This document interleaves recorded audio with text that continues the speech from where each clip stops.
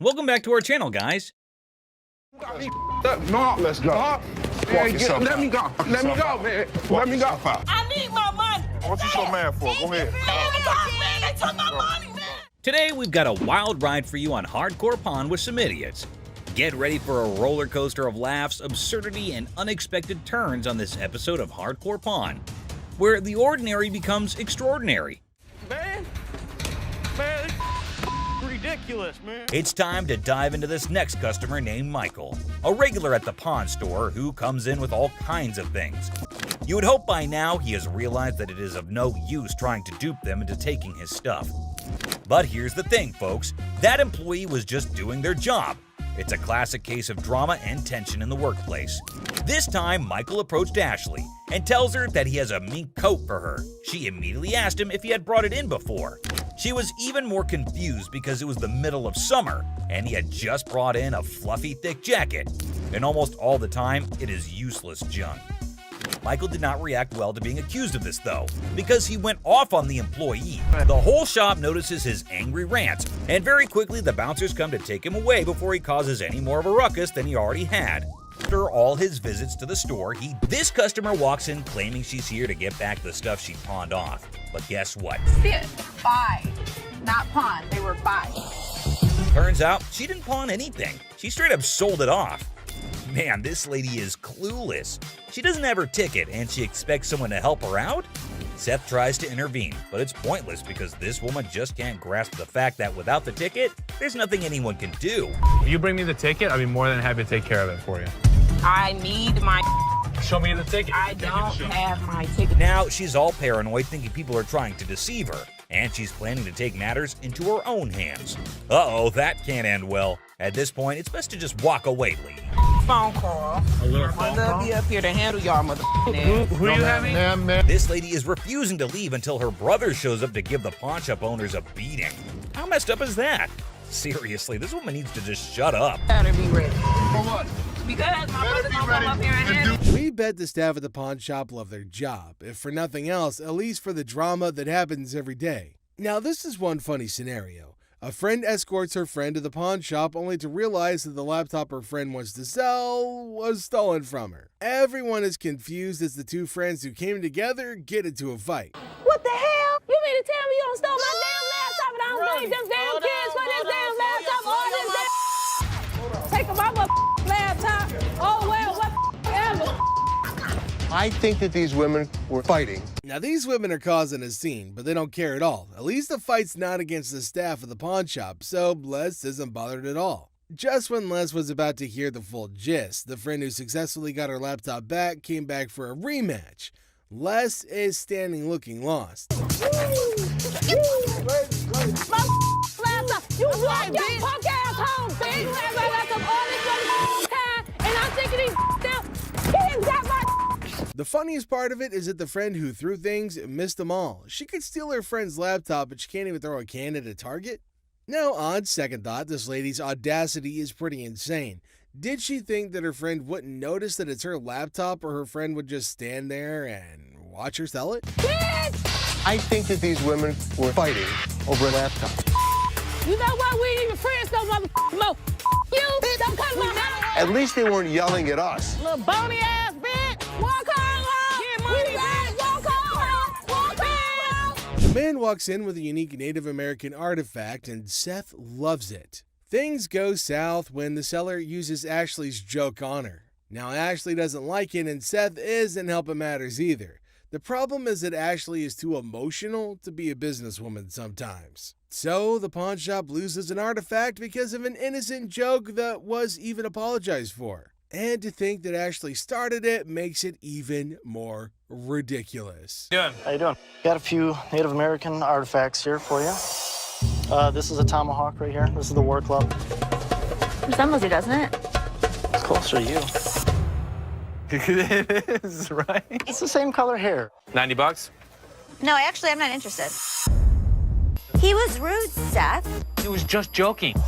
He was not joking. My sister takes things way too personally. He was rude. Find out the cause of the commotion and gets roasted by the customer. Les goes insane with the money and the customer hits him. Don't know.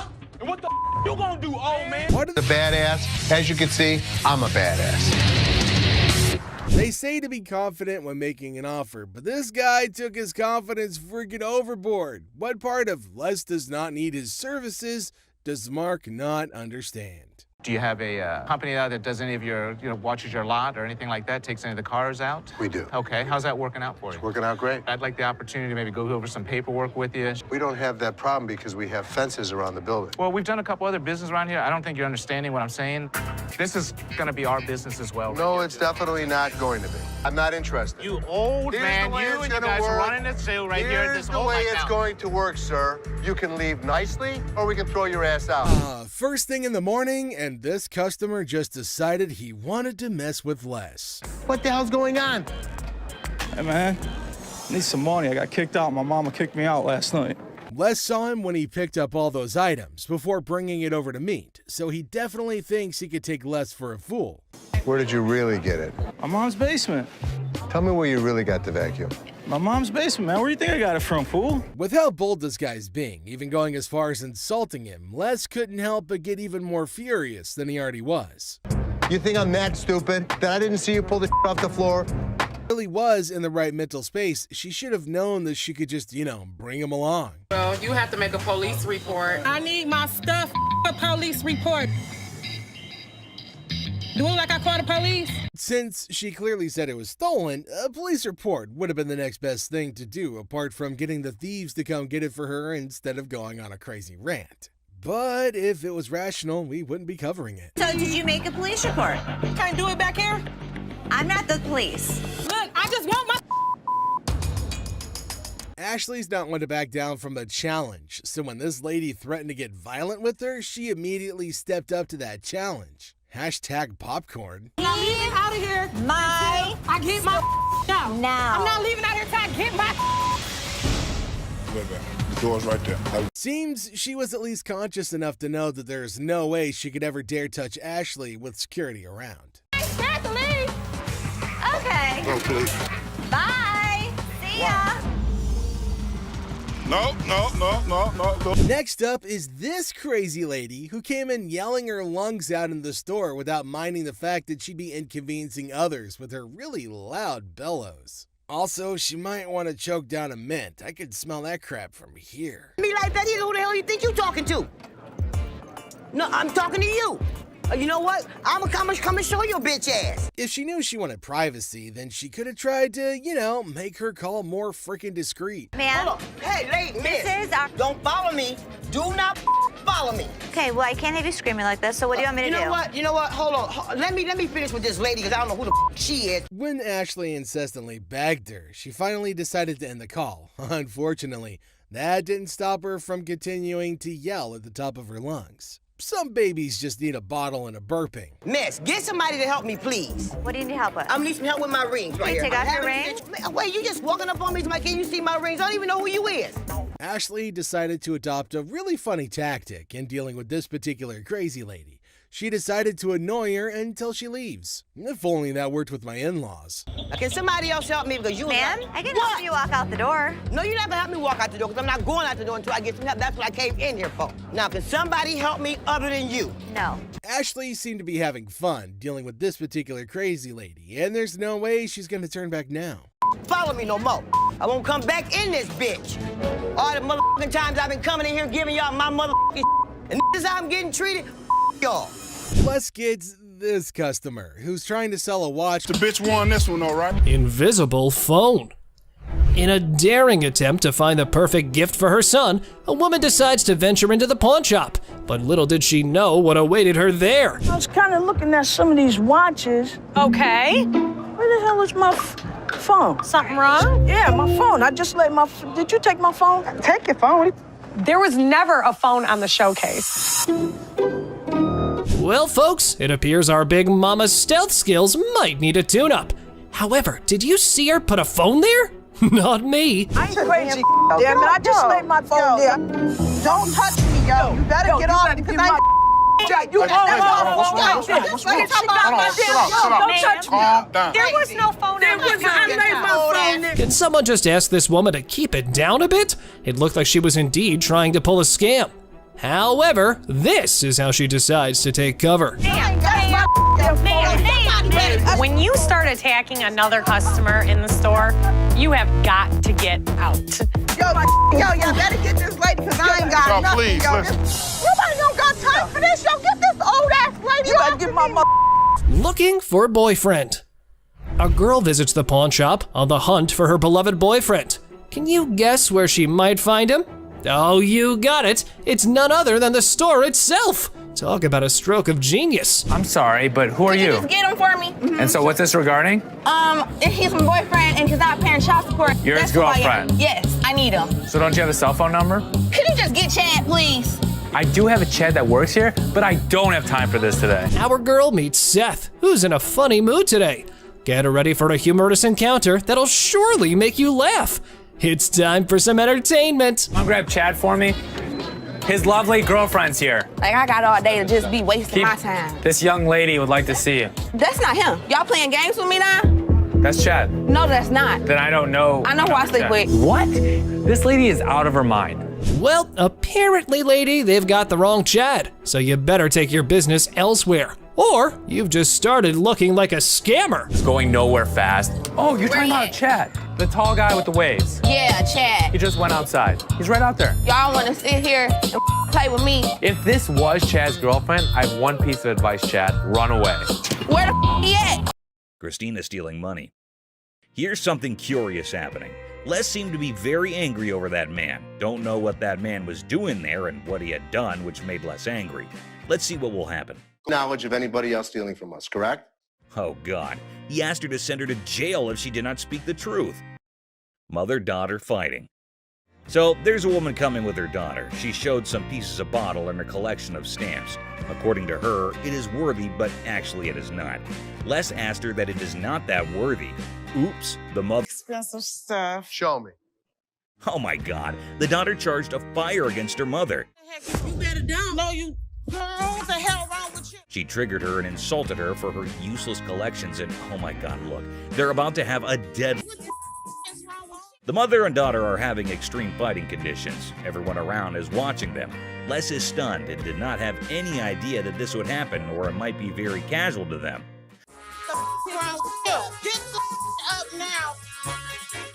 Okay, the guard has been called. The mother is still beating her daughter well and doesn't want to argue anymore.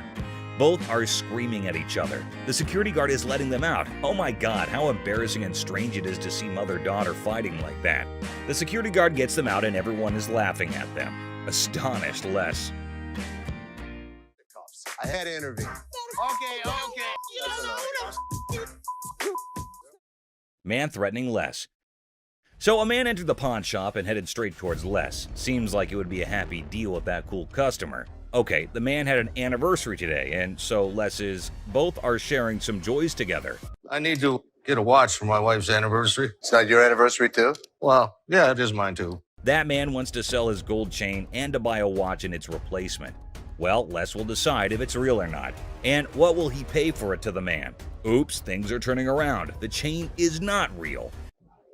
Well, do you really want me to tell you what I think? Tell me the truth. They're not real.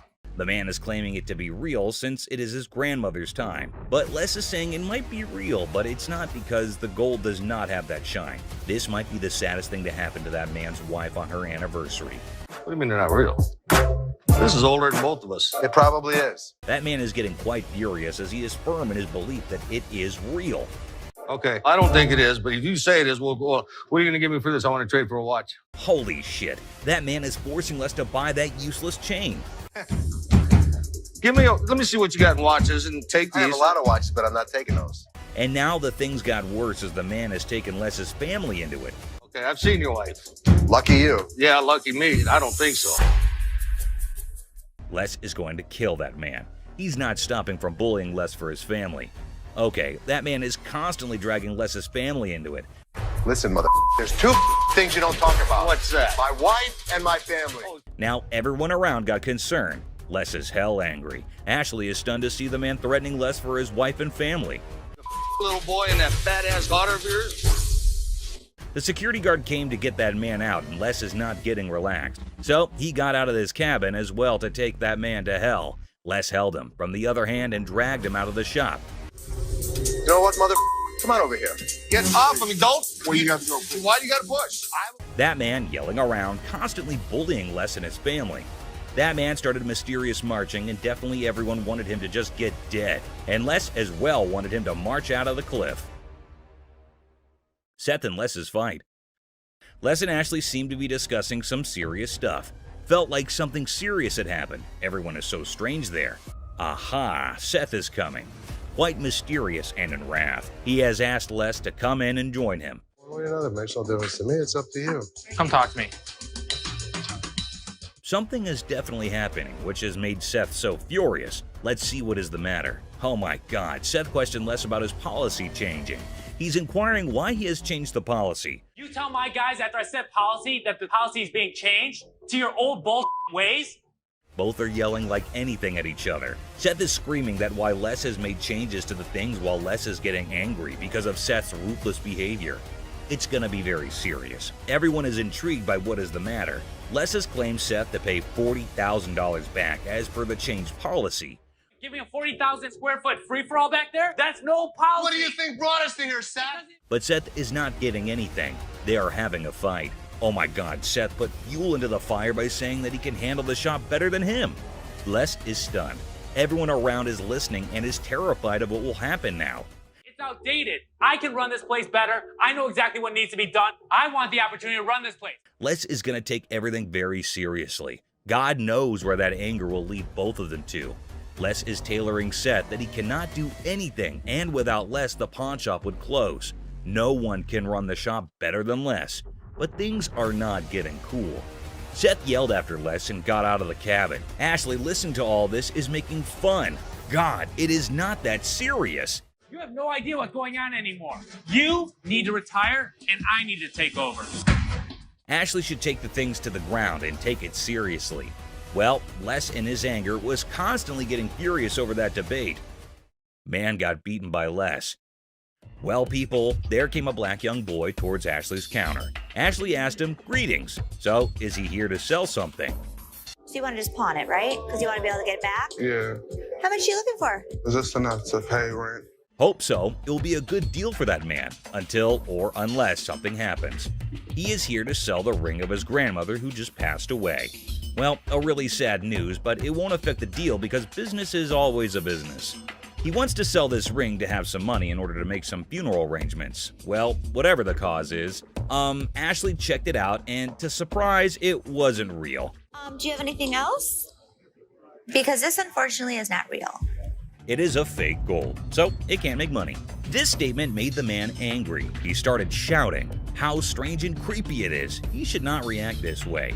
If the ring is not real gold, it is not someone's issue. He should take it out with himself. He started yelling at Ashley, and Ashley is just controlling herself. I need to speak with somebody else because you irritate me flat out. She does not want to create some mess, but he's not stopping. I think he wants to insult himself. It will make things go mad. He is extremely screaming and trying to hit her out.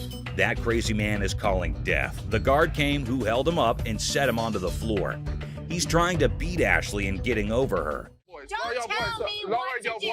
Don't put your finger in my face. Well, the guard is keeping him away. Les is here. Matter is gonna be very serious. That man is not understanding the matter, still trying to fight. Guard taking him out of the shop. Les is joined and is getting angry over that man. Les and the guard beat him and get him out. Oh my God, what a fight. That crazy man.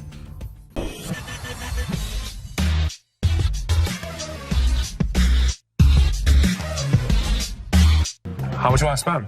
I got $70. I've seen them for $70 to $80 at other pawn shops. Yeah? With 2 games. But as long as you'd like. Does it come with a warranty? It comes with an as-is warranty. Need a PlayStation? I sell them for $100. What you gonna do? Oh no. The PlayStation's really hot stuff at the moment, but the customer who wants one is far from hot. He's mostly just hot-headed. I ain't been shot already. What? Ain't nothing here. You're just another door guy to me. Yeah. Throw it down. Throw it on the $70. I ain't. Oh, you don't have it. Have a good day. Have a good day. Hey, what you think? I'm telling you, what is all that about? What is all that about? No, this one level beat your ass down here. You right here. You bitch.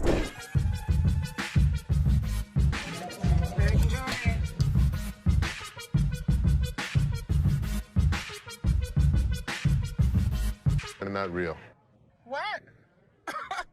No, these is real. Look, when you holding up to the light, ding, you hear that? Bing, that's the diamond sound. Don't you think I would offer you money for them? No, I know what this is. Why your big ass standing here? What the you want? So you can give me my $300. Whatever, Tomei, my ass haters. Bye. Have a nice day. The next customer is a lady with diamonds from her fiance, or so she thinks. Les breaks the bad news to the lady, but she's got a hard time accepting the facts. Hello. Hi. Can I help you? If I'm trying to pawn this. 35 millimeter, right? Yeah. How much are you looking for? Just about $30. Got my baby's birthday coming up and just need a couple of extra dollars to help out. Stuff situated for him. What do you have planned? For his birthday? A birthday party, you know, cake, ice cream. To try and get money from us. And the kid ratted her out saying, yeah, my birthday's in 2 months. There's a little bit of time you have before then to come back and hopefully have something of value. And I really would have appreciated any little thing that you could have gave me. 10 years ago. This is some bull because y'all could have took this camera. You could have gave me $30. The innocence of a child didn't allow this woman to cash in on her worthless camera. She was pretty shocked her lies didn't work on Seth. How are you? How are you today? Good. What you got? My bracelet on my phone. My baby daddy gave it to me. It would be so mad. Curtain tiebacks. What are you telling me? You know this isn't real. What do you mean it's not real? Well, it's a real bracelet. You know what? It's a real, listen, okay, fine. You're probably Don't right. trip, okay? Don't trip. I'm about to call him right now. Sometimes people get presents, and sometimes when they get their presents, the people that give it to them tell them a lie. He said this bracelet costs $500. It would be more What are you talking about? He's lying to you. Baby, did you give me some fake gold? Did you give me some fake gold? Really? Did you give me fake gold? This ain't love, baby. You said you was gonna marry me one day. Okay. Have a very nice day. Thank you. Man, this. What the is you talking about? Have a nice day. I have a nice day when Okay, you then give me don't some have nice service. Right? You know what, y'all? I'm about to take it to a real jewelry store that knows something. That's what I'm gonna do. The amount of men who give their women fake jewelry in Detroit is absolutely crazy. This woman is shocked, betrayed, and angry when she learns the real value of her jewelry. Ashley fires. So, guess what? There was a worker at the pawn shop who some folks thought might be stealing stuff. Ashley got wind of it and had a little investigation on her hands. You said you wanted to know if Tressa asked me to put anything else on the internet? Yeah? Well, she did. She did? Another watch. Are you kidding? I'll take care of it. Don't even put it on the internet. Okay. I have to check with Brian first to see if Tressa got permission to pull the watch from the display case. Right when Ashley was busy being a detective, the sneaky thief decided to drop in. What wonderful timing! Well, since you're here, time to do some explanation. I didn't ask him to put it online yet. I didn't ask him. So he wouldn't just offer it? Right. You said to come to one of you guys. Well, before I would have bought it, I would have came to you But guys. you already asked him to put it on the internet. No, I said, was it a possibility? I pulled it out. Okay, you went around the bush and kind of asked him. No, I'm still not 100% sure if I wanted to buy it. Alrighty then, you're going home because you were not hired to make CEO level decisions. But wait, there has to be more about this situation. You're fired. Fine. That's fine. I said I wasn't even sure if I was going to. It's fine. I literally told everyone that you weren't as big of a bitch. I was wrong. Excuse me? Get the out of here. Get out of here. Let's fight. How much can you give me, man? 20 bucks? $20? What the hell you mean? I'm more or less helping you than anything. Man, I'm gonna need more than $20 for this, man. Of course, they're giving you exactly what it's worth, aren't they? So just take the money and run. But anyway, here is how our man decides to handle the situation. Hey, come on. I played this game before. I know this was a scam. You broke my trust, and because of that, Justin, you're fired. Replica. Oh boy. Get your wrists ready for this one. A man walks in with the Audemars Piguet watch, and Les was in all mood to get his hands on it. How about 6? 4,000. No, I don't think I can go that low. You want to meet in the middle? I'll go 4,500. No, I need to get the 5 out of it. Sorry. All right. Appreciate your time. 4,600. However, our Pawn King did pull out these big bucks, but he was sure. Duh, he was. But hey, just wait, because Seth might have a different opinion. So let me check it out real quick. Oh. It's coming up counterfeit. Oh, bull. Oh, yeah? Look at it right here. It says do not purchase. It's a known counterfeit.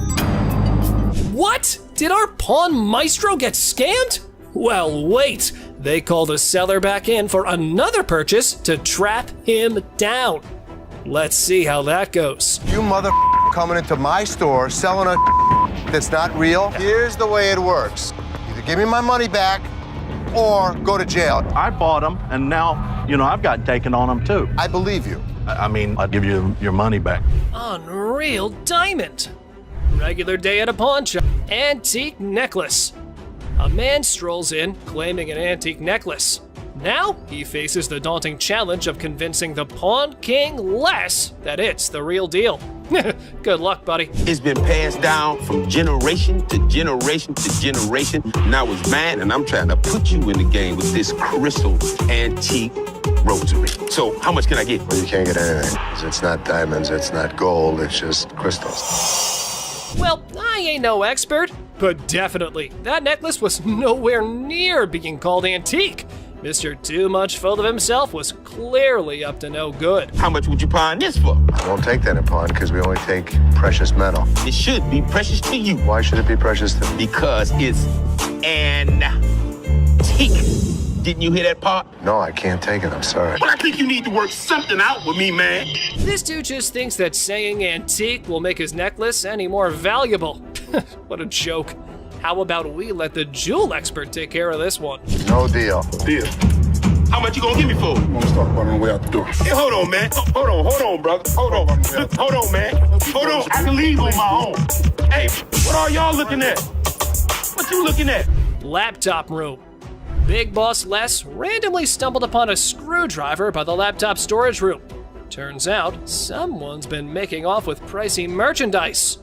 Oh boy, I don't like the sound of that. I go in the back and I see this screwdriver next to the laptop room. Explain that. I caught Justin just the other day breaking into the laptop room trying to get a laptop. You didn't fire his ass that I told him minute? next time I catch him doing it, I was gonna fire him. Let's call his ass out. Uh-oh, looks like someone's in trouble. Les decides to call a meeting with staff to unmask the mystery thief. And for a reminder of how tough things can be for everyone.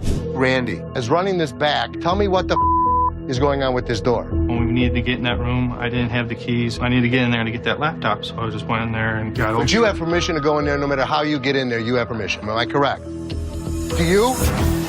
Well, ladies and gentlemen, Justin's in the hot seat now. The trigger's been pulled his way, and it's decision time. Will he take the bullet or do some fancy dodging?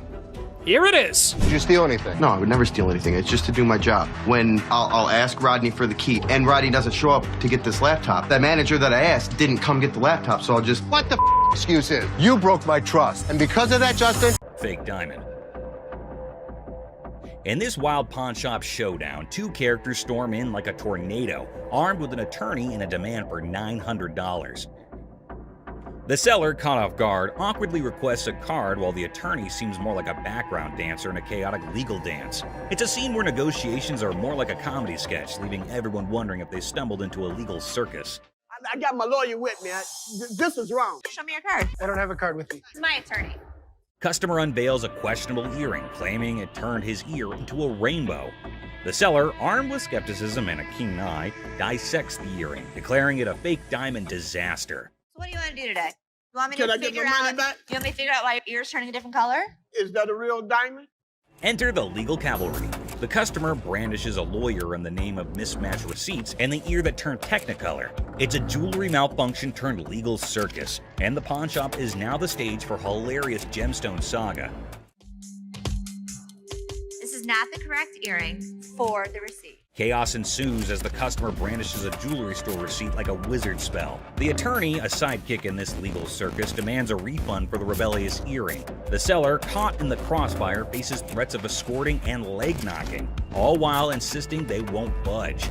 It's a legal showdown where the only guarantee is a laugh-out-loud twist around every shiny corner of the pawn shop arena. The earring does not match the description. What you mean? So you said now I just brought an earring in? The customer, armed with a kaleidoscope ear and a refund demand, insists the seller turn around and walk that butt out the door. The seller, invoking a hint of pawn shop diplomacy, proposes a negotiation dance, but warns, keep your butt back there. Cue the dramatic soundtrack, man, it's a comedy in motion. An evil woman anthem echoing through the pawn shop arena. Get out. Yeah, took my money, just sold me a gold earring. Golden State Warrior ring. I just got engaged, and I heard you had a 75 Golden State Warriors ring, and I was thinking that would be perfect for my fiance. This man came into the shop to buy something, which is odd because most people come into the shop to sell something. This man, on the other hand, was interested in Rick's 1975 Golden State Warriors ring, but Rick was unable to but laugh at this. Rocco, will you grab me that ring? Sure. That is a brave man that would give his fiance a championship ring. Even though Rick keeps on laughing, asking why the man is giving a ring like this to his fiancée, we understand that the buyer isn't pleased with Rick's antics. So what I did was I brought pictures of another 75 Golden State Warriors ring. The buyer produced photos of another Golden State Warriors ring and attempted to match them, which they did. Then he asked if it was a genuine diamond and if Rick had checked it. Rick told him that the stone was genuine. Perfect. Have you tested the diamond? Oh, yeah, it's a real diamond. It's a real diamond, okay. The buyer then proceeded to use his own tester to determine whether or not the diamond was genuine, as he was a collector and dealer of sports memorabilia himself. But as he went to test the diamond, it didn't pass. It's not testing. That's because you have a really cheap tester. So Rick stepped in with his own tester, which of course revealed that the diamond was genuine. Even though Rick was irritated by the whole thing, he chose to be courteous to the man. First fine on mine. Okay. I will trust that. The buyer requested for the amount after the ring had been tested, which Rick believed to be $11,500. The purchaser, on the opposite hand, had a budget of $5,000. Any 11 grand, that's what I can do. That's your bottom line? Yeah, Okay. best price. Because Rick refused to go any lower than $11,000, the buyer was forced to leave the business unhappy and empty-handed. I didn't think he was going to go 5,500, but I thought, he'd work with me a little bit, but he seemed like he wanted to punch me in the face. Wells Fargo safe deposit box. What do we have here? Well, we got a Wells Fargo strong box. This man arrived with a Wells Fargo safe, an antique ball and chain, and a couple ancient handcuffs. The seller was asking roughly $2,000 for everything in the package. All right, well, tell me about these things. This ball and chain right here actually comes from the Human Prison. It's the oldest prison in the state of Arizona. Folsom Prison was Arizona's oldest prison, and the handcuffs belonged to it since the late 1800s. Here's my concerns. When they forged chains back in the 1800s, it was just hot welding together. At that time, it was all performed by the blacksmith, but the chains that the man brought in were all electronically forged. Not only that, but Rick had another major problem. Never in the history of any prison did they ever have their name put on the balls. What Rick was saying was that everything the man brought in was false, but the seller was not ready to believe Rick. It's fake. What makes you an expert on this stuff? I've been buying and selling this stuff my entire life. Even if the contents of the package were phony, there was a chance that the box itself was not. So Rick made a deal for the box and left the rest. Box, I'll give you $400 for it. I want $1,200 for it. No, you don't. And the transaction was completed for $400.50. The seller left, and Rick subsequently decided to consult with an expert about what he had purchased. Okay. 19th century strongbox, Wells Fargo. Following a thorough examination of the box, the expert asked Rick the following question. First things first. Have you already bought this? The box was just as false as the other items Rick did not purchase, and the expert agreed. It's a complete fake. Damn it, Rick. Mystery guy.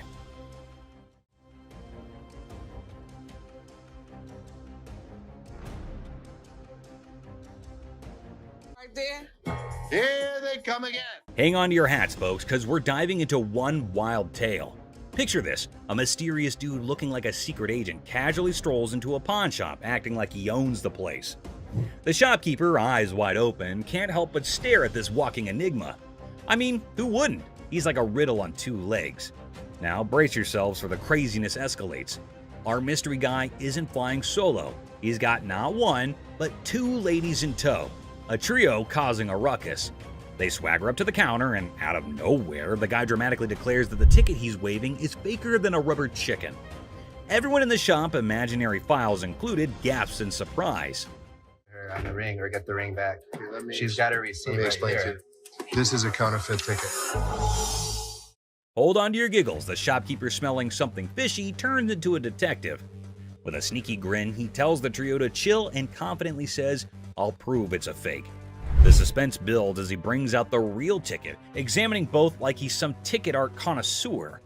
This is the amount of numbers that are here. Okay. Number 2 is state law mandates. Hold on to your funny bone. The shopkeeper spots the differences quicker than yelling "fake alert" with a big old grin. He declares, "Nice try, folks, but your ticket is faker than Monopoly money." Cue the imaginary mic drop in the background. But whoa, Nelly, the trio isn't throwing in the towel just yet. They get into an energetic discussion, pointing fingers, thrashing arms, and hollering as though they're contending in a yelling challenge. It resembles something out of a sitcom, and you can't resist the urge to chuckle at the idiocy. In the grand finale, our mysterious guy and his partners in crime admit defeat.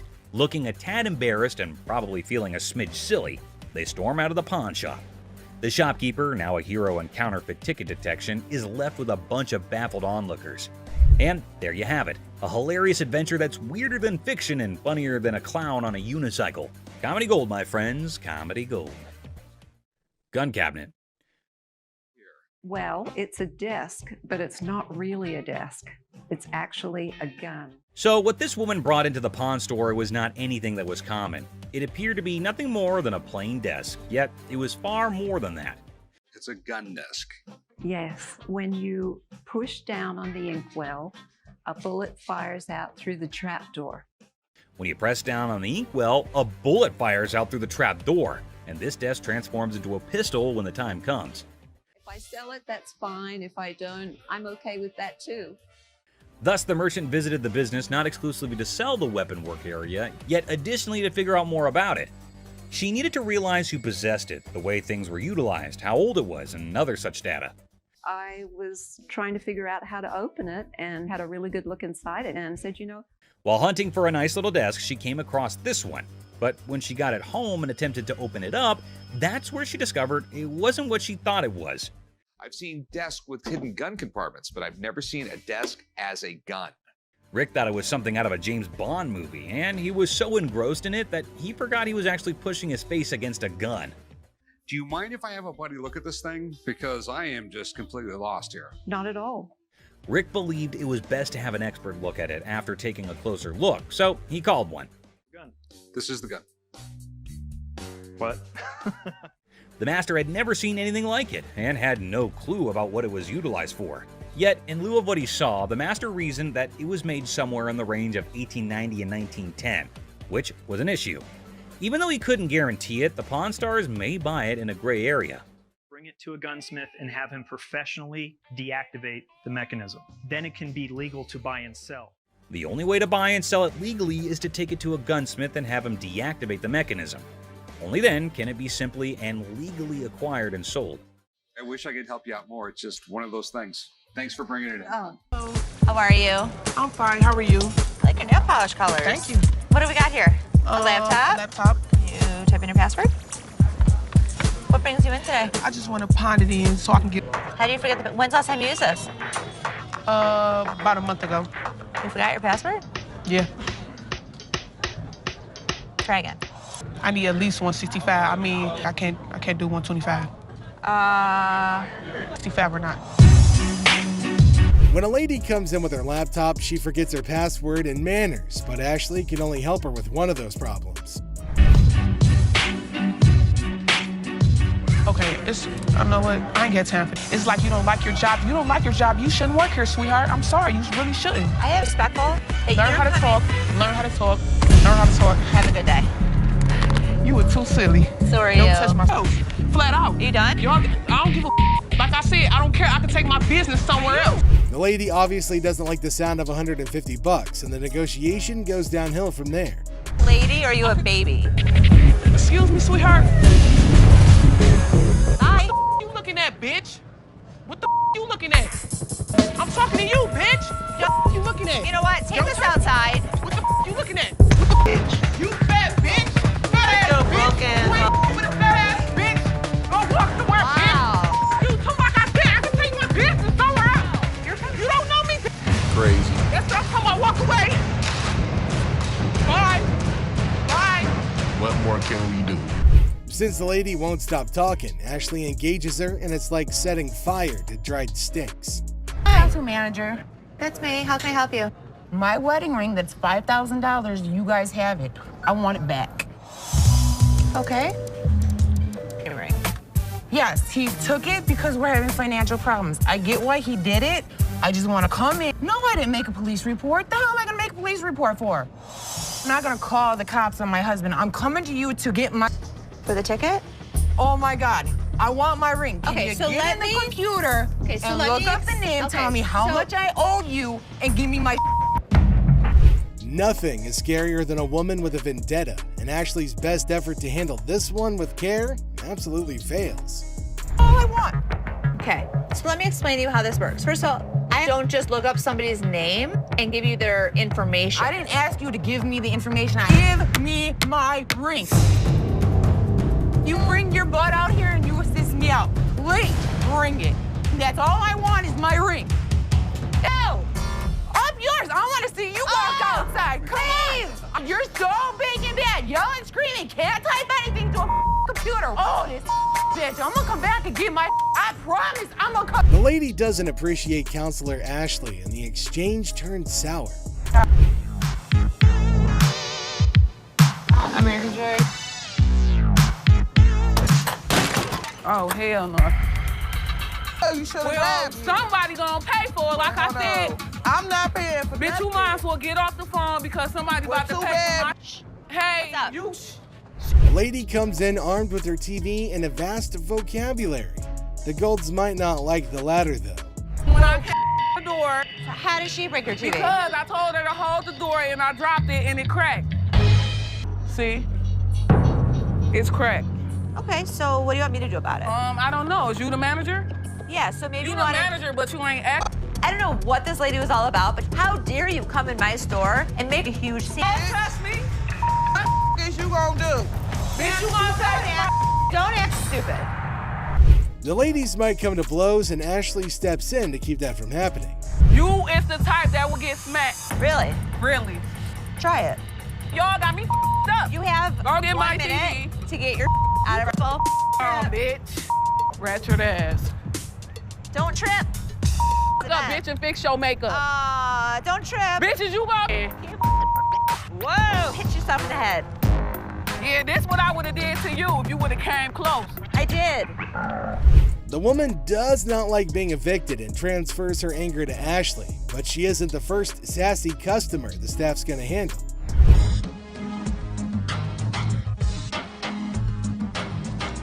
Better try it. I knew it. Seth's system is making everything slower at the front. Like, is nobody realizing this except for me? Free loan line. So I can't get your TV through my little tray here. Well, I don't have the time to wait in that line. I've got to get out of here. I've got things to do. There's a long line. Do not have the time to do that. Just come out here and take my TV from me and give me some money for it. This customer takes the adage, time is money, quite literally when he's asked to wait in line. Seriously? Yes, yes. Come out here and take my TV and give me some money for it. Forward the front, and it's starting to make me insane.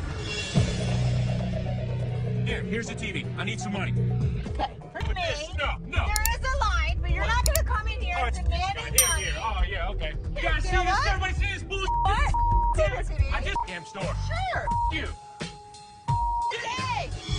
Okay. I mean, look at the line. The line is huge. Ashley doesn't appreciate being told what to do by rude customers and lets the man know in clear terms. Looks like his TV's going home with him today. First up are these customers who found a piano in the store that caught their eye. They got a bit too invested in it and caused quite a ruckus. Ah, they got it, my baby. It's still here. You can get on that thing. What's up, everybody? Moochie the Great. With how confident he was acting when he tried to play, you'd think he was a hidden master trying to give the greatest performance ever. Let me see if I can raise the money right quick. You're kidding, right? Sound like it's out of key. Sound good? It's off key, man. We are Moochie the Great in this thing. Everybody pay attention. Before they could even progress well into their surely disappointing recital, Byron pegged them as the troublemakers they are and tried to toss them out. Piano ain't work. Now you gonna smash my phone. Watch your fingers. Have a good day. Broke toe, let's go. Have a nice day. Man, come on, bro. Get up, man. A man walked up to Ashley, hoping to get his hands on a job application form, which is a must-do for parties interested in getting a job at the store. Hi. I need a job application. Okay. What position are you wanting? I'm trying to be security. Okay, let me get it for you. All right, thanks. The guy must not know how recruitment works. After all, they haven't even checked his answers. Talk less of his background, yet he's already asking to know when to start. Like, when do you want me to come back? We're gonna have to review this, and they will get back to you. Someone told me to come in and fill out the app, and he said he got me. Who was it? Rich. What's going on, Rich? He said you told him that you were gonna hire him for security. If I really knew this guy, then his decision to cut him off at that moment was definitely warranted, since the allegations against him could have cost him his job too. He's not the owner after all, just an employee. We used to chill all the time, man. They don't really have a clue what you're talking about. I'm saying, you said come in here to fill out the application, and you was gonna give me a job, man. You know what? And you said that I was going to hire you today. Yes, bro. Okay, well then let's make this real quick and simple. You're fired. Just like that, he probably set a record for the fastest hire and fire at that moment. I wasted my time coming up here. You know what? You're wasting my time making up these stories. Let me show you how security really works. Why would you Felix, leave somebody get him the out of here. That's security. Get Nice out. working with you. This customer dressed in this very elaborate costume came into the store looking to sell his earring. How can I help you? The genius idea of trying their hand at the slot machines that were lined up for sale at the store.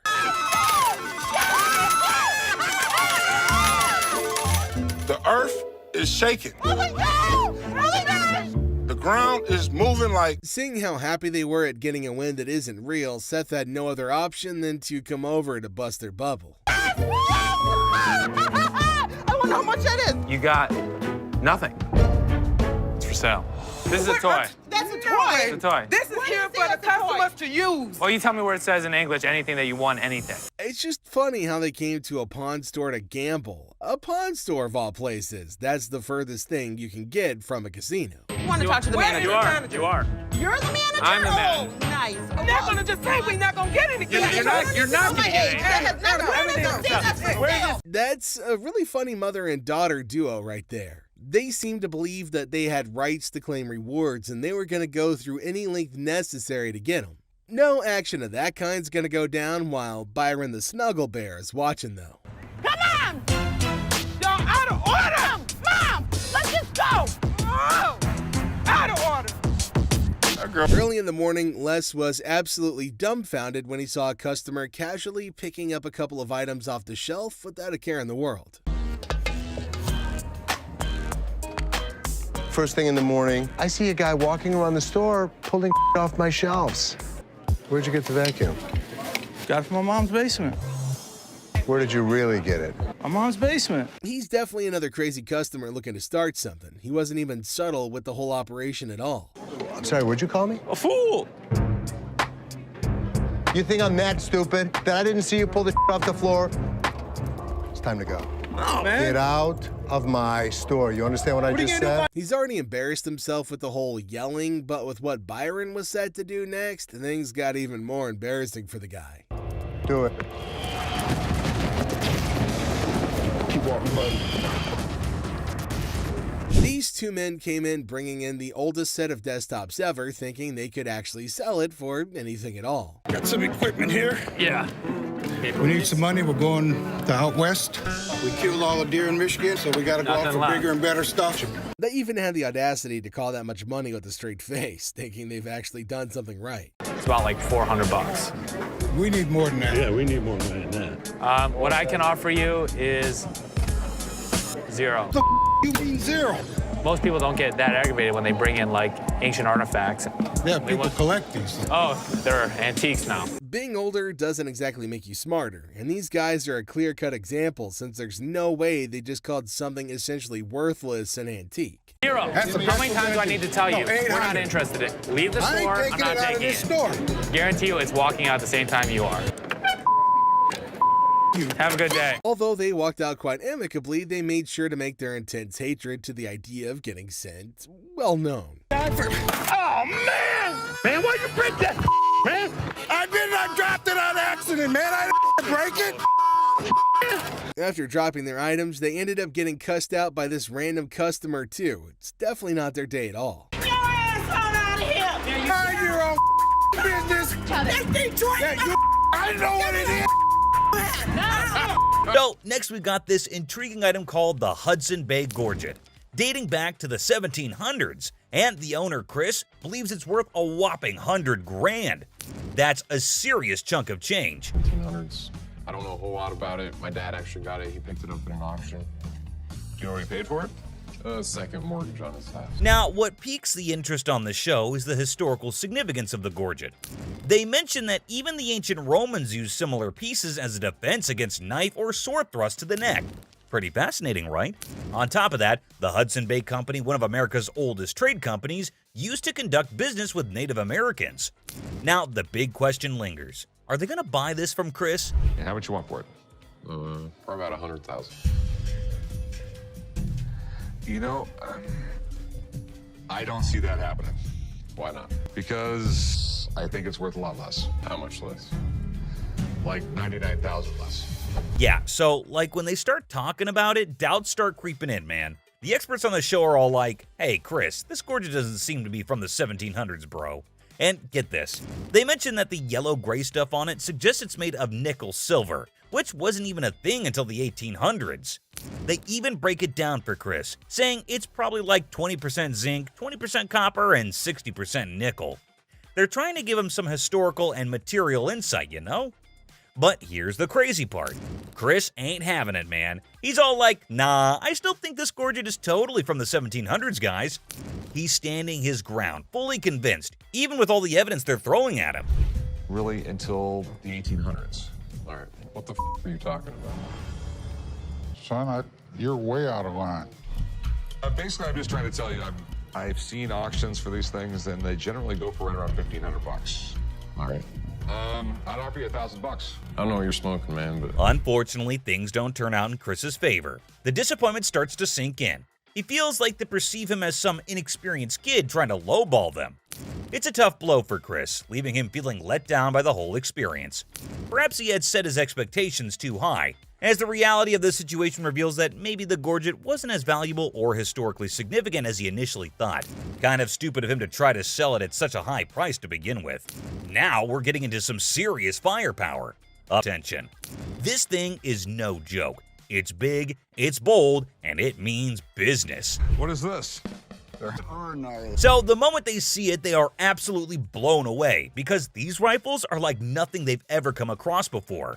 And moreover, they're rotating barrel rifles, a design that dates all the way back to the 1600s.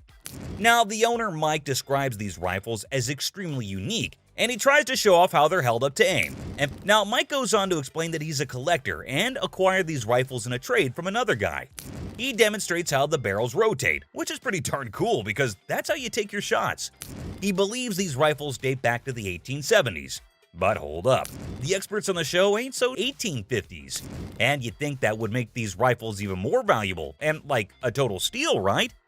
We'll have to see how this holds. So they decide to bring in this expert who's like a total pro when it comes to these rifles. They're aiming for an accurate valuation, you know? So here comes Craig Gottlieb, who has had prior interactions with Mike, and he suggests that the rifle could have been made by William Hart based on the presence of hearts in the inlays. It's an interesting theory, but the logic behind it remains unclear.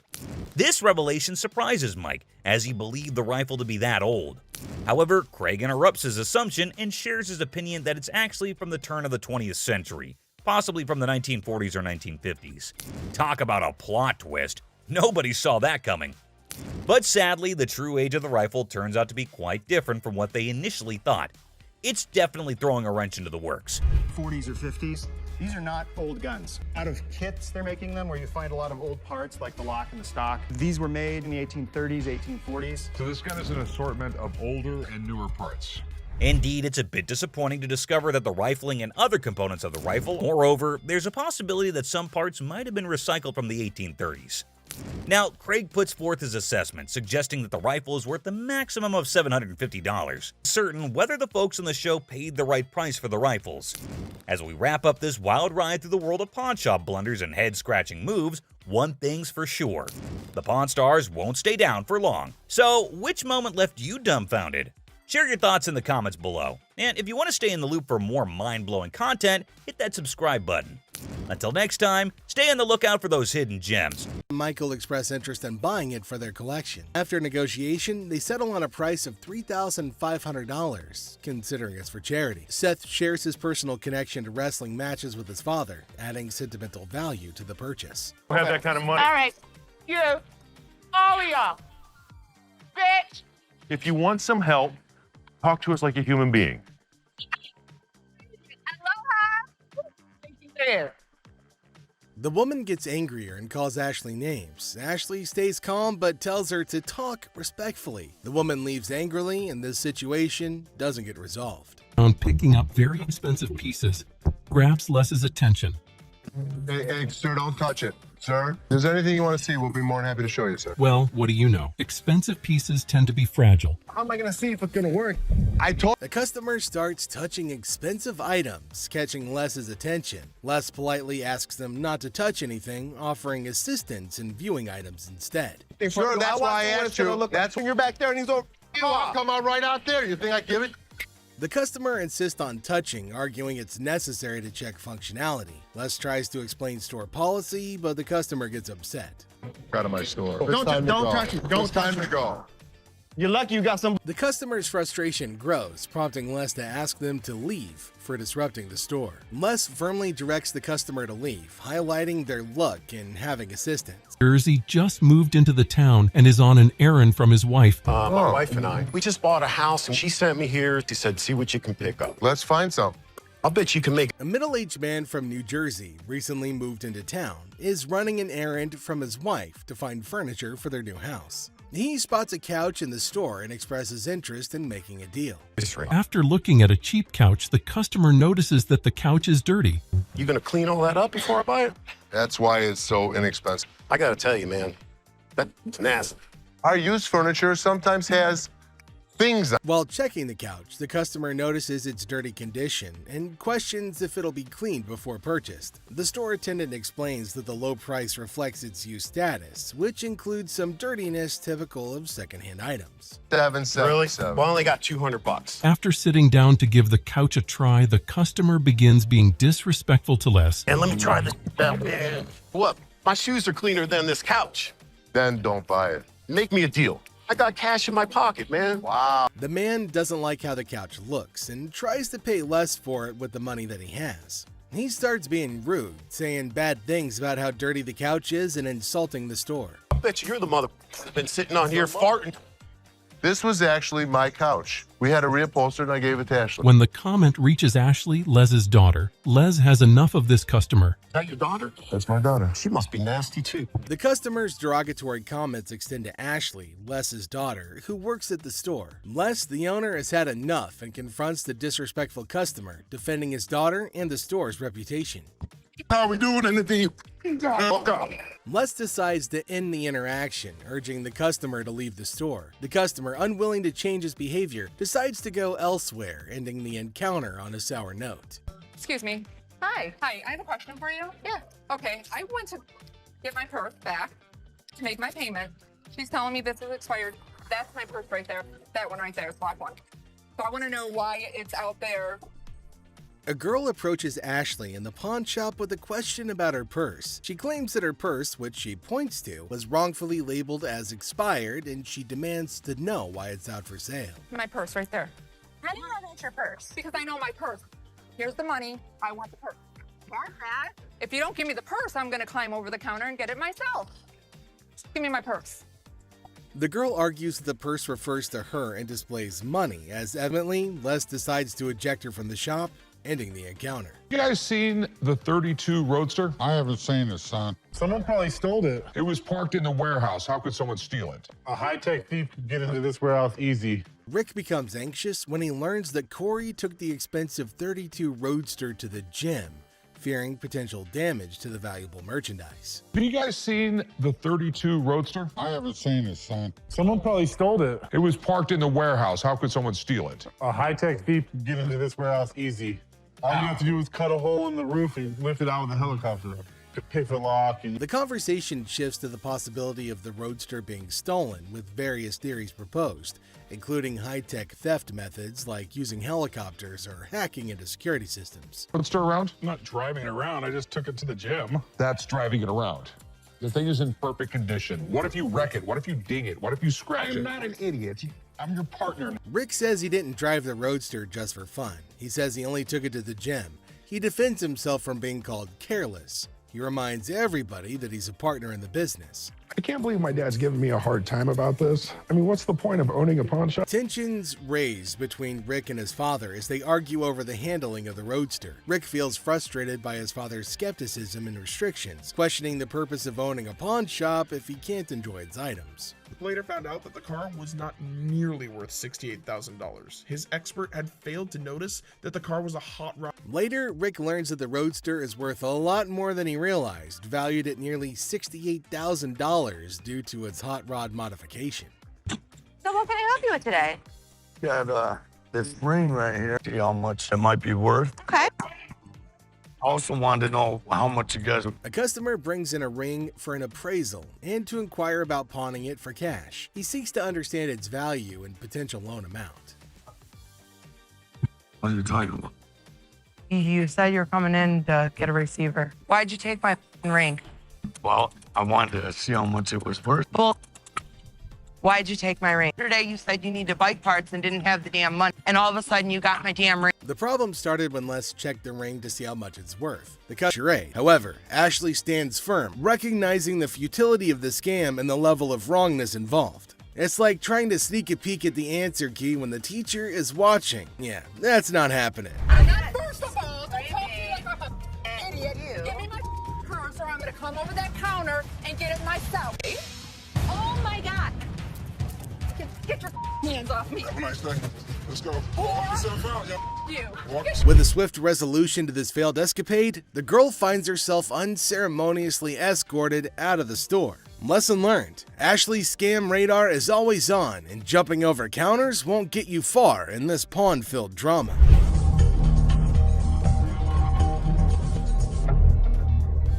All right, deal. I think I got a good deal, and I know I'm gonna be able to make some money on it. I can't believe you spent that much. Whatever, Ash.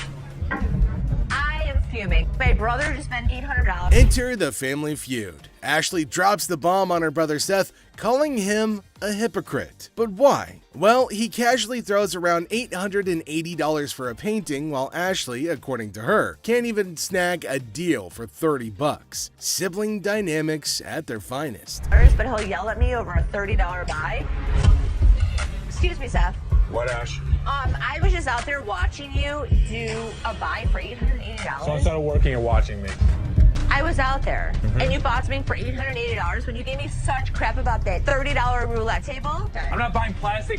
I'm buying stuff that we can actually resell without a problem. You will never resell that. They will sit in the back and rot. Are you kidding? We'll put it around the several point. We're going to make $1,000 plus on the deal. Really, Ash? You know I'm going to be upset. The plot thickens as Ashley confronts Seth about the apparent double standards. She probes into the intricacies of spending $880, questioning how bad it could be. Seth, in classic sibling fashion, argues that his purchases are all about resale value, a concept he conveniently forgets when it comes to Ashley's shopping habits. According to him, he's the revenue guru. You are just a hypocrite.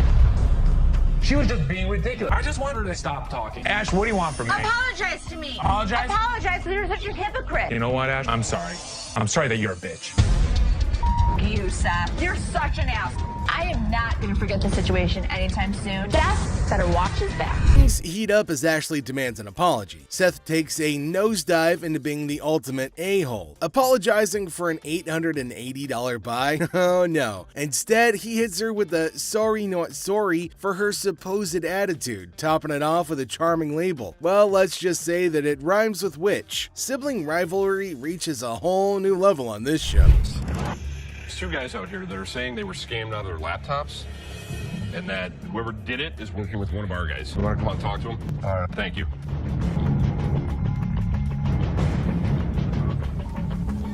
Who is it? Les is hit with some unexpected news. A few guys claim that they've been pawned by a girl from the staff. Les, ever the detective, approaches the situation with a mix of suspicion and humor, wondering aloud if he's either unintentionally swindling customers or if bizarre customers have taken up a new form of thievery. Tell me. She pawned 2 of our laptops, and she told us she was gonna bring them out to the back. Somebody at the end. We don't. Okay, wait. You pawned something? Yes, she had to take it to When our did you pawn it? Today. Today. She Okay. had to take it to our And the money? Yes. These two kids come in and talk about have some girl pawned 2 laptops. The plot thickens as 2 disheveled DJs step into the scene, laptops held hostage. The atmosphere turns somber as the weight of the situation sinks in. It's a strange occurrence that has everyone wearing expressions of confusion and concern. Les, with his seasoned cool, casually queries about the laptop's ownership, revealing they're registered under the mysterious girl's name. Split the money 3 ways, and one of my employees was gonna walk it out the back door. Either this is a new way for my employees to steal from me. To contact the owner because we want to. I am the owner. I'm just trying to switch the ticket so she can't have them. And it's in her name. No, that's why I wanted to know if I can't do it. The tension rises, but Les doesn't crack under pressure. Maturely handling the situation, he asserts that he needs the lowdown to work his magic and get those laptops back where they belong. It's a pawn shop mystery, and Les is the detective determined to unravel the peculiar case of laptops and loyalties. Because your sign is saying that I can get 30 days of free cash. If you're a new customer with those first 30 days, you can get interest-free loan. You only pay $1 per storage. But it's saying if I brought a friend with me that I can get 30 days of free cash. It's for an interest-free loan. Okay, so there came a woman at the counter. Let's see what she's gonna come up with. Is she asking for free money? I think she might possibly be mad, though it is kind of funny that she's got enough courage to come up and ask for money without investing anything. Now, the lady at the counter frowned and asked her if she paid or not. Intriguingly, she hasn't paid anything, but she's still asking for money. Holy shit, what's wrong with some people? You're just misreading it. No, you're misreading it.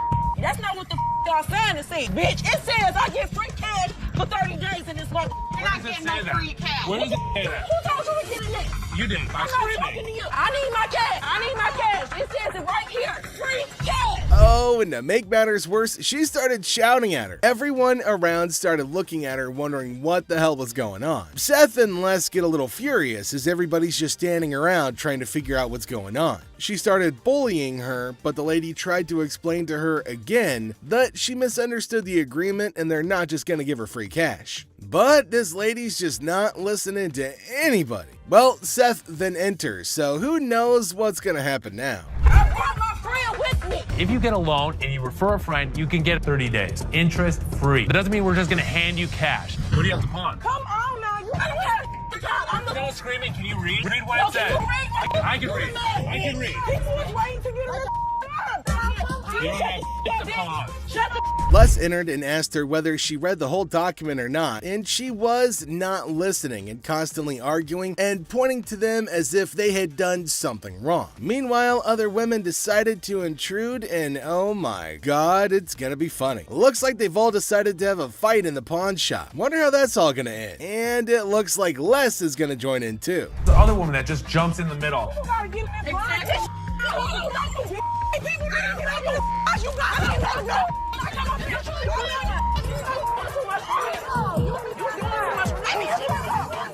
Leave me on the lawn, bitch. Leave me on the lawn, bitch. I'm from the way, bitch. Oh you need to do is read. Now see the other women get in and start shouting at her as everybody behind her was waiting for her to get out of the queue. So they started fighting and now they're all having an immense fight. Everybody around is watching and laughing at them. Well, the guard had to go and break everything up. Well, at least they're all gonna get treated the same way, especially the one who created the mess. Pretty sure they're gonna hold him up and throw him out. And there they go, they're still shouting and fighting with each other as well. They really wanted to go at it, so we let them go at it in the parking lot for a little minute. All I saw was ass cracks and elbows. They were sent outside and they started beating on each other, holding each other by their hair. Man, they beat the crap out of each other and people around them were just watching and waiting and having a curious but funny conversation about their nonsense. Talk about a hella cringe episode. It's Robert. Nice to meet you. Nice to meet you, Dennis. Yeah, I got an item here. Might be interested in. Okay, so there's a guy coming into the pawn shop with something in his hand, maybe a poster. But what's it for? He came to Seth and the other man and showed them this poster. Now it feels like they're interested in it and there might be a handsome deal between them. Detroit Lions players had signed. Did you drag it in? So during the flood, I seen it down there, and that's when I pulled it out. She went down there and she supported these people, and while she was walking the picket line, she would gather signatures. You got Williams over here. That's what, Steve Farkas?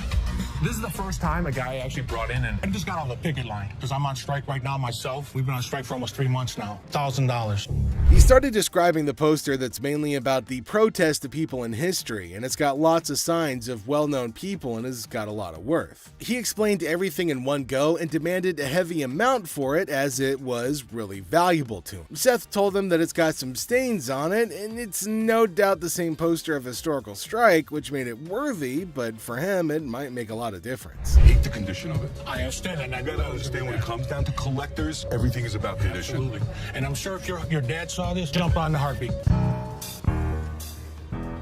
Seth and the man explained that it's not about the worth that he's asking for, in terms of thousands of dollars, but it's also about the condition of the poster, and it's not in a very good one. The man is continuously arguing that it's got signs all over it. If Les has seen it, that he'll definitely be surprised and definitely pay more than $1,000. Well, as for Les, he just came in. Sharper, they need to make an effort to close these deals quickly. Through my research in that, I seen personally that one just like this, Minto, and he got $950 for it. Right, man. So if that was mint, why would you want $1,000 for this? He only had one signature. I have at least a dozen. But with this tear up here, Yeah, and the and condition it's in, the water stain on the bottom, it's just a hard thing to sell. Yeah, but even though it's in this condition, how many of it exist? Very rare. And it's uncertified. Right. You know. I'll sell for $5. Les judged the entire piece and told him that he's asking for too much, and later on they further described that it's torn from the top and the bottom, and it's also got damage and they can't pay more for it. But he still won't agree to pay for it. But he did say that he'd charge $500 off of the amount, but they couldn't reduce it any further. Value?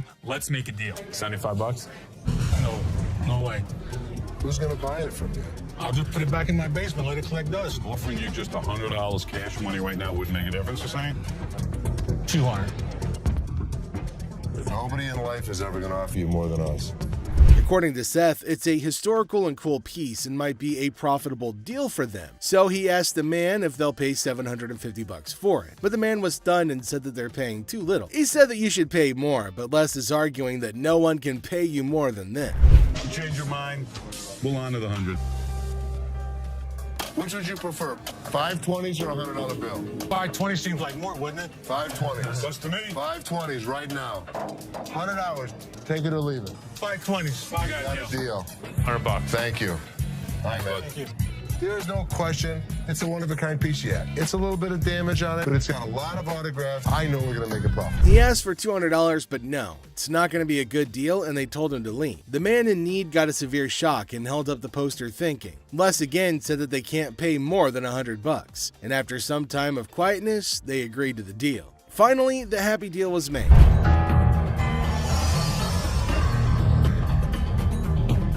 This is the guy? Right there. Here they come again. Les? Hi, how are you? I am Attorney Kyle DeQueeve. So there's a man, probably an attorney with two ladies along, coming inside towards Les at a pawn shop. Now, Les knew about it before. He asked for Les, and fortunately, he was at the counter. He asked why they had arrived at the store. He is retained me to represent her in regard to a ring. Okay. My client brought in a $10,000 ring here, and she wants to either collect the remaining money owed to her on the ring or get the ring back. She's got a receipt right here. This is a counterfeit ticket. He said that he came here for the ring, which they bought from these ladies for $10,000, but they didn't pay and gave them the receipt. Now, he put up the receipt and showed it to Les and accused them of cheating and stealing from the women and taking their expensive ring. But Les was cool and controlled his anger. Whoever produced this ticket didn't understand this is the amount of numbers that are here. Okay. Number 2 is state law mandates that we print the law in a 12-point font. Okay. This is much smaller. That is some bull. It may be bull, but that's the truth. I don't know how I got mixed up. There's the game-changing point. Les, after listening to him, explained that he will reveal the truth now by showing the real receipt that they had. He went and came back with real receipts that they've been giving to the customers. There, he spotted major differences. He notified him of the major changes in the receipt that he brought. The man looked rather weak and stunned in response. Printing wrong or whatever, but this is the ticket he got from here. He didn't get it from him. He didn't get it from him. So now we just liars and we just come in. I'm not saying that you are. So you're trying to say my son a liar. I wish I had better news for you, but That's bull. That's bull. The numbers don't match up. The paper stock doesn't match up. This is a fake. Now you side with them. You're not representing us. If I don't get my ring or my money from them, how you gonna get paid? The attorney turned to the women, but oh my god, they're still accusing Les of having given them the wrong receipt and asking the attorney to take the money from Les. The man, being down on himself as you can see, argued with them. The man showed the evidence to the ladies and told them that they were having the wrong receipt, but they continued to argue. Ticket, how about that? No, I don't believe that the store gave you this ticket. Nah, well, I don't believe you a real attorney. We ain't got it right. This bull. Somebody better give me my money. he's my attorney. You, him, security. Have a nice day. Nah, you got me, bitch. Sorry, young man. The ladies started harassing both of them and started using personal attacks. They were all arguing amongst themselves. Pretty crazy. The attorney went back as he can't do anything for the ladies. How are you? I'm doing okay. What can I help you with? Either trying to get a loan on it or you guys can buy it. Trying to sell it for maybe like $150. $50. Why is it $50? The certificate and everything is in there. And the bag costs actually way more than that. Well, if you can tell, it's actually stained. Okay. All through here. I'm trying to sell it for $150 or get a loan for $75 instead of the $50. Yeah, I wasn't interested in more than 50. If you know purses, then you know the. As our unsuspecting customer strolls into the kitchen at Chaos, little does she know what's cooking today. Ashley, patiently bracing herself for another round of absurdity, politely inquires about what the customer's looking to offload. The girl, blissfully unaware of the purse's actual value, confidently suggests a price that's almost a steal. It costs way more than that. Okay, but I'm not going to pay you for the amount that you think it's worth because it's stained. This is not one of the newer ones. This is not this season. I know about purses. It was torn. It was stained. It's not even the last season's bag. The thing is old. But you still willing to buy for $50 though, so if it wasn't worth it. And now the plot thickens. The lady asserts that if Ashley truly understood purses, she'd gladly accept the offered amount. However, Ashley, standing firm in her claim that the purse is torn and not worth more than $50, creates a hilarious clash of valuation difference. We even say $50. So they didn't say it wasn't worth it. Can I talk to somebody else? I don't want to talk to your pepperoni looking ass. Can I get somebody My pepperoni looking at. Pepperoni ass? I don't even know what that means. Did she take a look at her own ass? Can I get somebody else to talk to? It don't even matter. I don't have to talk to you. And I don't talk to you either, so why don't you go home, leave Can our I store? talk to somebody else? Why do I have to talk to you? Because You I'm the disrespectful. manager. I'm disrespectful and you call me a pepperoni ass? Ugly ass bitch. F you. And it's time to cue the drama. Ashley throws out the bold figure of $50, and it hits the customer like a curveball she wasn't ready for. Feeling the heat, our lady teeters on the edge of diplomacy and blurts out the unforgettable line. She labels Ashley a pepperoni ass and decides that she'd rather chat with anyone but her. Talk about spicing up negotiations. 3 males walked into a pawn shop. One of the suspects stood at the door as a lookout while the other 2 suspects walked directly over to the display cases. So, like, these 3 guys roll into the pawn shop, just casually strolling in. The other 2 guys, they head straight to the fancy display cases. It's all got suspicious vibes. And then, bam! One of them whips out a sledgehammer and starts smashing the glass. Things are starting to get pretty wild. At some point, a customer from the place is seen leaving calmly while the lookout tells her to hurry up. The suspects appeared to be wearing heavy-duty gloves in order. At one moment, a person from the shop strolls out all calm, and someone's keeping an eye on her, urging her to speed up. The people thought to be involved seem to have on these tough gloves, maybe so they don't get any cuts. Not to get cut while removing the glass from the cases. Both suspects placed the jewelry and many other valuables in the bags. So when they took off the glass from the cases, both of them put the jewelry and lots of other valuable stuff into bags. After that, they hightailed it out of the store in a black Mercury Marquis. Case at? Where the case at? Where is it at? Where he put them on? A guy storms into the pawn shop all worked up and starts shouting about a missing case. He's demanding to know where it is, and he appears to be accusing the staff of removing. The feeling of stress in the air is increasing, and it's obvious that something is wrong.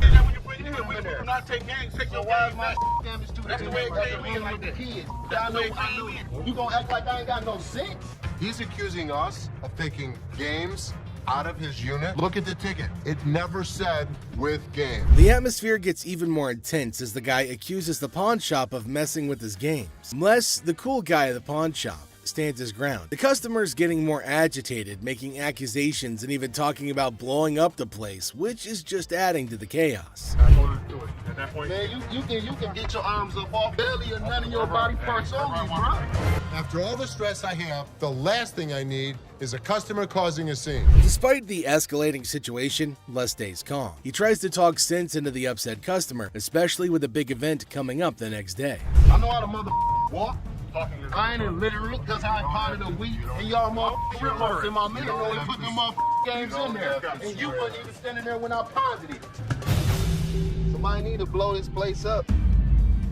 It's time to go, sir. You ain't gonna get my window. I'm not. Let go. Can I get my weed? Don't get it for you, don't worry. You're making a threat like that? The situation becomes alarming when the upset customer makes a threat to blow up the place. Les, rightfully concerned about the safety of everybody, asks the guy to leave. Security becomes a priority, and the customer's demand for his belongings takes a back seat to the potential danger that he's creating. It's a challenging moment for Les, who's just trying to manage the chaos caused by an irate customer. How's it going, man? What's going on, man? Everything good. How about you? I'm doing good, man. Good. What can I do for you? Let me get at least like $400 for this watch right here. What can I do for you today? Can I get like $400 for this watch right here? It's worth $820. Les, chilling at the pawn shop, notices a guy walking in, watch in hand. Les, being friendly, asks how things are going. The guy, hopeful, wants $400 for his watch. Les, the cool pawn detective, calmly discusses the watch's worth, revealing it's valued at about $82. Yeah, man, tell me the truth. What'd you really pay? Tell you the truth, man. Come on, give me $4. Give me $4 for this watch, man. Come on, man. We deal in high-end watches. This was worthless. Nothing for us to deal with. Come on, give me like $450 for this watch. Why are you yelling at me? I got a baby on the way, dog. Congratulations. I'm sick of living at the crib, man. My girl on my head. The negotiation heat rises as the guy insists on $400, but Les suggests $7. The guy, pleading and sharing his life story about a baby on the way, asks for $400 again. Les stands firm, offering him the same price, which leads to a bit of yelling. The guy, feeling frustrated, calls the place bull ass and expresses his discontent. You want $10? Oh, so what do with $10? I have no idea. Go to Coney Island. Give me Coney Island is good. No, Coney Island, no $10. Got a baby on ready to go do this to me, dog. What you looking like a crazy fool? The tension escalates, and the guy feels disrespected, using strong words and even threatening Les. Les, staying cool, suggests maybe he should have been given $400, hinting at a broken lamp that needs payment. The situation gets intense, with the guy considering if he should have taken the deal. Some cash for this watch, man. 400? Oh, I'm sorry. This is a bullshit ass place, man. This whole ass place, dog. Excuse me. You call it what? You call him a bitch? You? I'll knock you the out. You don't know who you talking to. Tell me. Dog, don't touch me, homie, dog. Touch me, dog. Then maybe he would have been able to pay me for the lamp that he broke. Yo, I'm off you, dog. The guy, still upset, leaves the shop, but not without some fiery words. Les reflects on the encounter, realizing maybe he should have given $400 to avoid the chaos. The drama ends, leaving behind a mix of emotions and a used watch. Life at the pawn shop remains unpredictable and full of surprises. How you doing today? Hey, pretty good. How are you? Real good, thanks. I'm Les. Les, I'm Randall. How are you? Randall, oh, you got a hell of a grip. Wow. What the hell is it? Call it a ring. Okay. I didn't think it was a bus. How'd you get it? I just got it. This guy smelled like a brewery. Okay. How much did you want? I'd like $500 for it. Why? Why? Because I need it. Yeah, I got get 2 DUIs. A person walks into the pawn shop, catching Les's attention. Things start getting interesting right away. The person wants $500 for a ring and shows it to Les. Les, being curious, asks where the ring came from and why they want to sell it. The person gets really mad when Les asks questions. The intensity in the air rises as the person angrily explains why they're selling the ring. Les stays calm, making it a surprising and dramatic moment in the pawn shop. Well, if it was gold, I'd give you more than $500, but it's not real. I know it's worth $500 and you're going to give me $500. Well, actually, if this was gold, and it was brass, it had no value. I understand. You have court issues. The problem is, I need $500 for it. I'm sure you do. Man, I don't know why you do.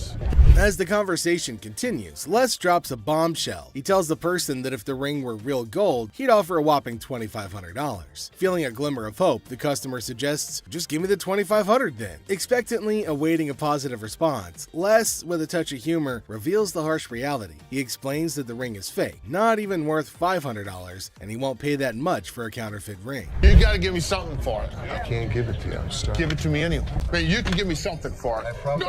You give me something just don't for beat it. on the glass. This guy was drunk. You give me that ring back.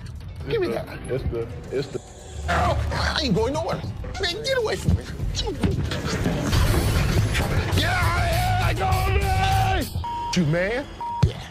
In the midst of the ring discussion, a security guard quietly enters, taking a position behind the customer. The customer, desperate, pleads with Les to give him something for the ring, but Les, staying true to his detective skills, rejects the plea, emphasizing the ring's fake nature. Les, sensing trouble, comments that the customer seems drunk, adding another unexpected twist to the escalating situation. As the rejection sinks in, the customer, unable to contain his frustration, sits on the floor, declaring that he won't leave. The tension peaks as he becomes increasingly aggressive. The guard steps into action, forcefully dragging the defiant customer out of the store. But despite being escorted out, the customer continues to yell and make a scene. Oh boy. I see you sweating. Yeah. Must be hot outside. No, I was doing karate outside. You're doing karate? And judo. I'm Bruce Lee's sister. Really? Yeah. As the door jingles, a woman strolls into the pawn shop rocking winter clothes in the summer heat. Now she's chatting with Les, teasing him about the sweltering weather. She even claims to be a martial arts pro, throwing around Bruce Lee's name. The banter kicks off with a request for a karate move demonstration. She said she was Bruce Lee's sister. So what you got? The atmosphere takes an unexpected turn when the woman unveils a unique item, a mysterious fox mink. Les, unfamiliar with such creatures, engages in a lighthearted conversation to understand more about this fox mink. The woman, with a hint of mystery, reveals her intention to sell it. A mink fox? I don't know. I'm not into animals. Fox. I've heard of fox. I've heard of mink. So fox mink. Did you want to post? As the conversation unfolds, Les dives into the details of the fox mink, trying to grasp its worth. The woman shares anecdotes about the origins of the item, painting a vivid picture of its history. Les, playing the role of the detective, subtly negotiates and gathers information to figure out the best deal. Sell it. How much did you want for it? $50,000. The encounter concluded with the woman deciding to part ways with her fox mink. Les, using his seasoned charm, finalizes the deal. The quirky tale of the winter-dressed woman and her unique pawned item adds an unexpected twist to the usual pawn shop routine, leaving both parties with a memorable experience. Woman comes in to sell me a high-end bottle of liquor. Ma'am, I'm Is that what you're saying? You have no respect.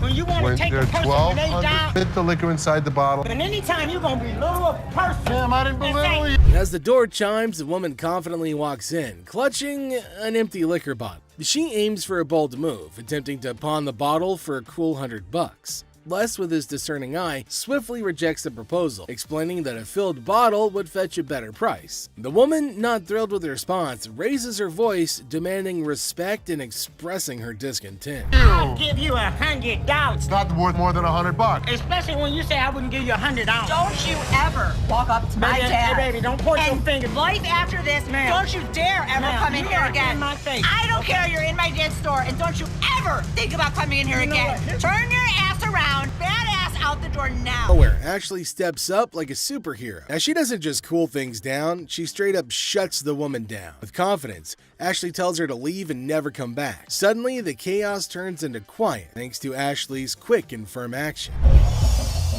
Son of a bitch. Where the hell is he? Rich! He's on the floor. People are waiting to pay us for their merchandise. He's not there. We're losing money. I'd had Rich's back. In the heart of the pawn shop, Les faces a moment of frustration and disbelief. The absence of Rich, a trusted ally for over 2 decades, leaves Les feeling betrayed. The urgency of customers waiting to make payments adds to the tension, and the weight of loyalty becomes a central theme in this unexpected turn of events. Since the first day he came here, over 20 years ago. I feel betrayed. Didn't I just have an employee meeting to tell everybody that they need to step up on their game? I'm watching you and Bobby J talk to these 2 girls. You're out there trying to sweet talk them, trying to bullshit with them. I'm looking for you in layaway. Where the hell are you? I gotta sit in layaway all day long and just wait for something to happen. As the minutes tick away, the atmosphere inside the pawn shop grows more intense. Les reflects on his long-standing support for Rich, highlighting his sense of loyalty that spans a quarter century. He recalls a recent employee meeting where he emphasized the need for everyone to step up their game. Disappointment and frustration seep into his words as he confronts the situation, a pawn shop mystery intertwined with personal and professional loyalties. I'm watching you and Bobby J talk to these 2 girls. They're out there trying to sell their jewelry. You're out there trying to sweet talk them, trying to bullshit with them. They end up walking out the front door. You put me in a position that you were the next to go. In this pivotal moment, Les delivers a stern warning to a fellow employee, Bobby J. The scene unfolds with Les observing interactions and attempts at sweet-talking customers. The threat of termination looms as he recounts the consequences of letting down the team. The dialogue underscores the severity of the situation and the potential impact on job security. Tension rises as Les grapples with the repercussions of the unfolding events. Rich, I'm out. Tell your dad to off. You up your job. As the confrontation escalates, Les draws a line in the sand. The ultimatum is clear: compliance or termination. The final seconds capture the raw emotion and frustration of a loyal employee who feels unappreciated and misunderstood. He knew he was in trouble once we walked through that door. Joe, what did you steal from me? Tell me the truth.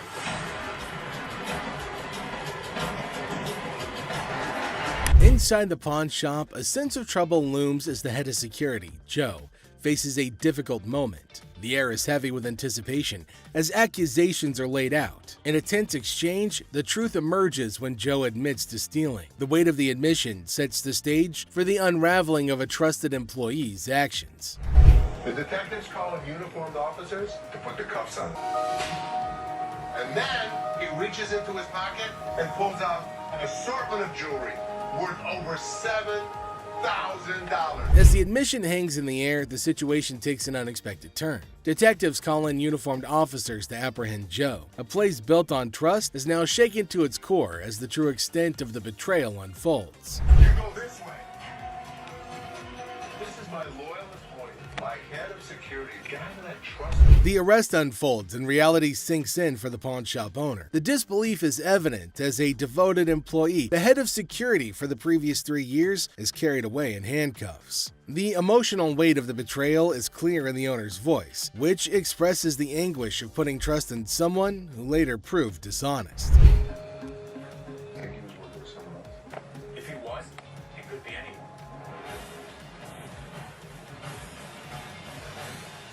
As the scene unfolds, questions linger in the air. The owner ponders the possibility of Joe working with someone else, leaving the situation shrouded in uncertainty. The aftermath of the betrayal raises concerns about potential accomplices and adds another layer to the unfolding drama. The final seconds leave the audience in suspense, contemplating the true extent of the security guard's actions.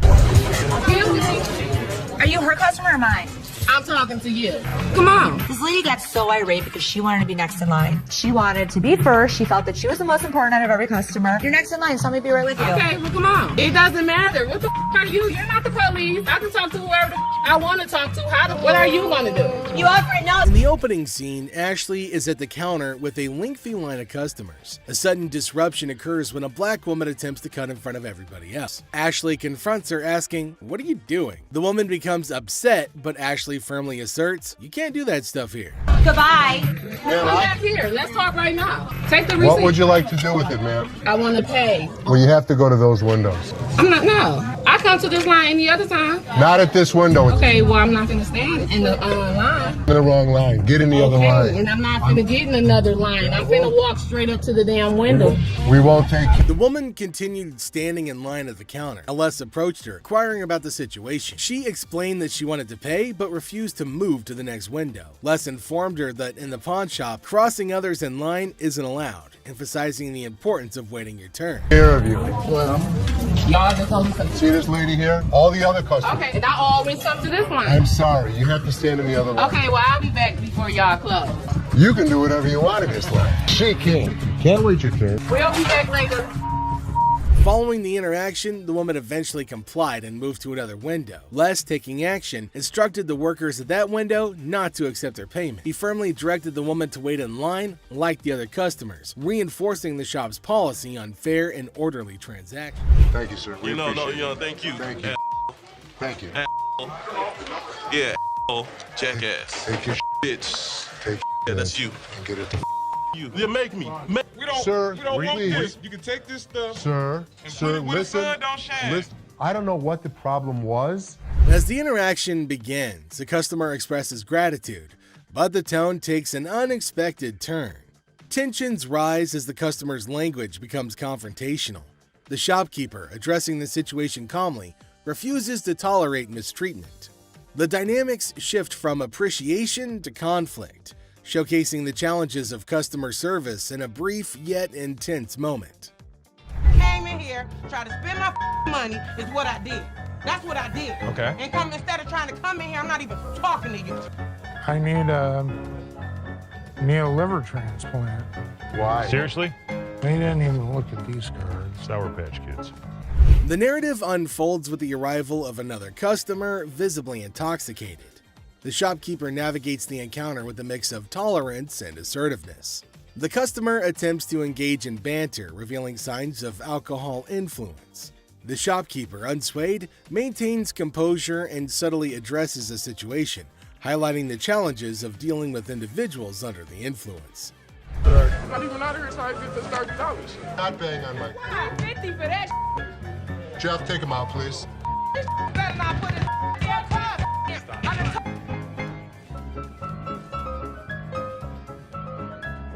How would you? Man, what the?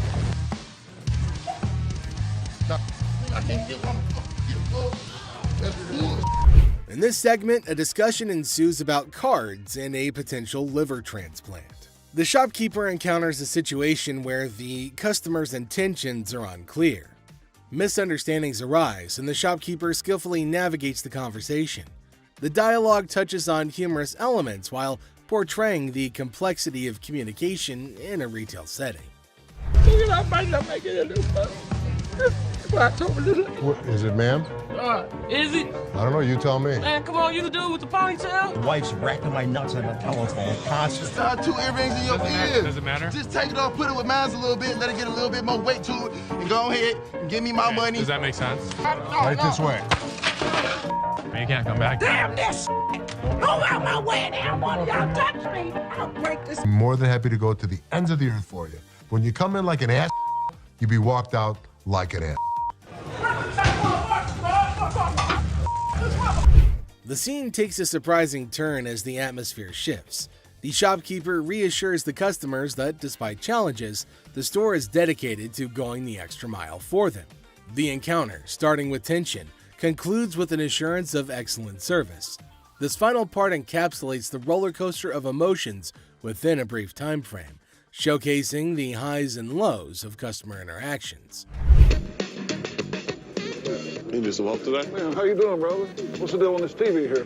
This TV right here is $400. $400? Yeah.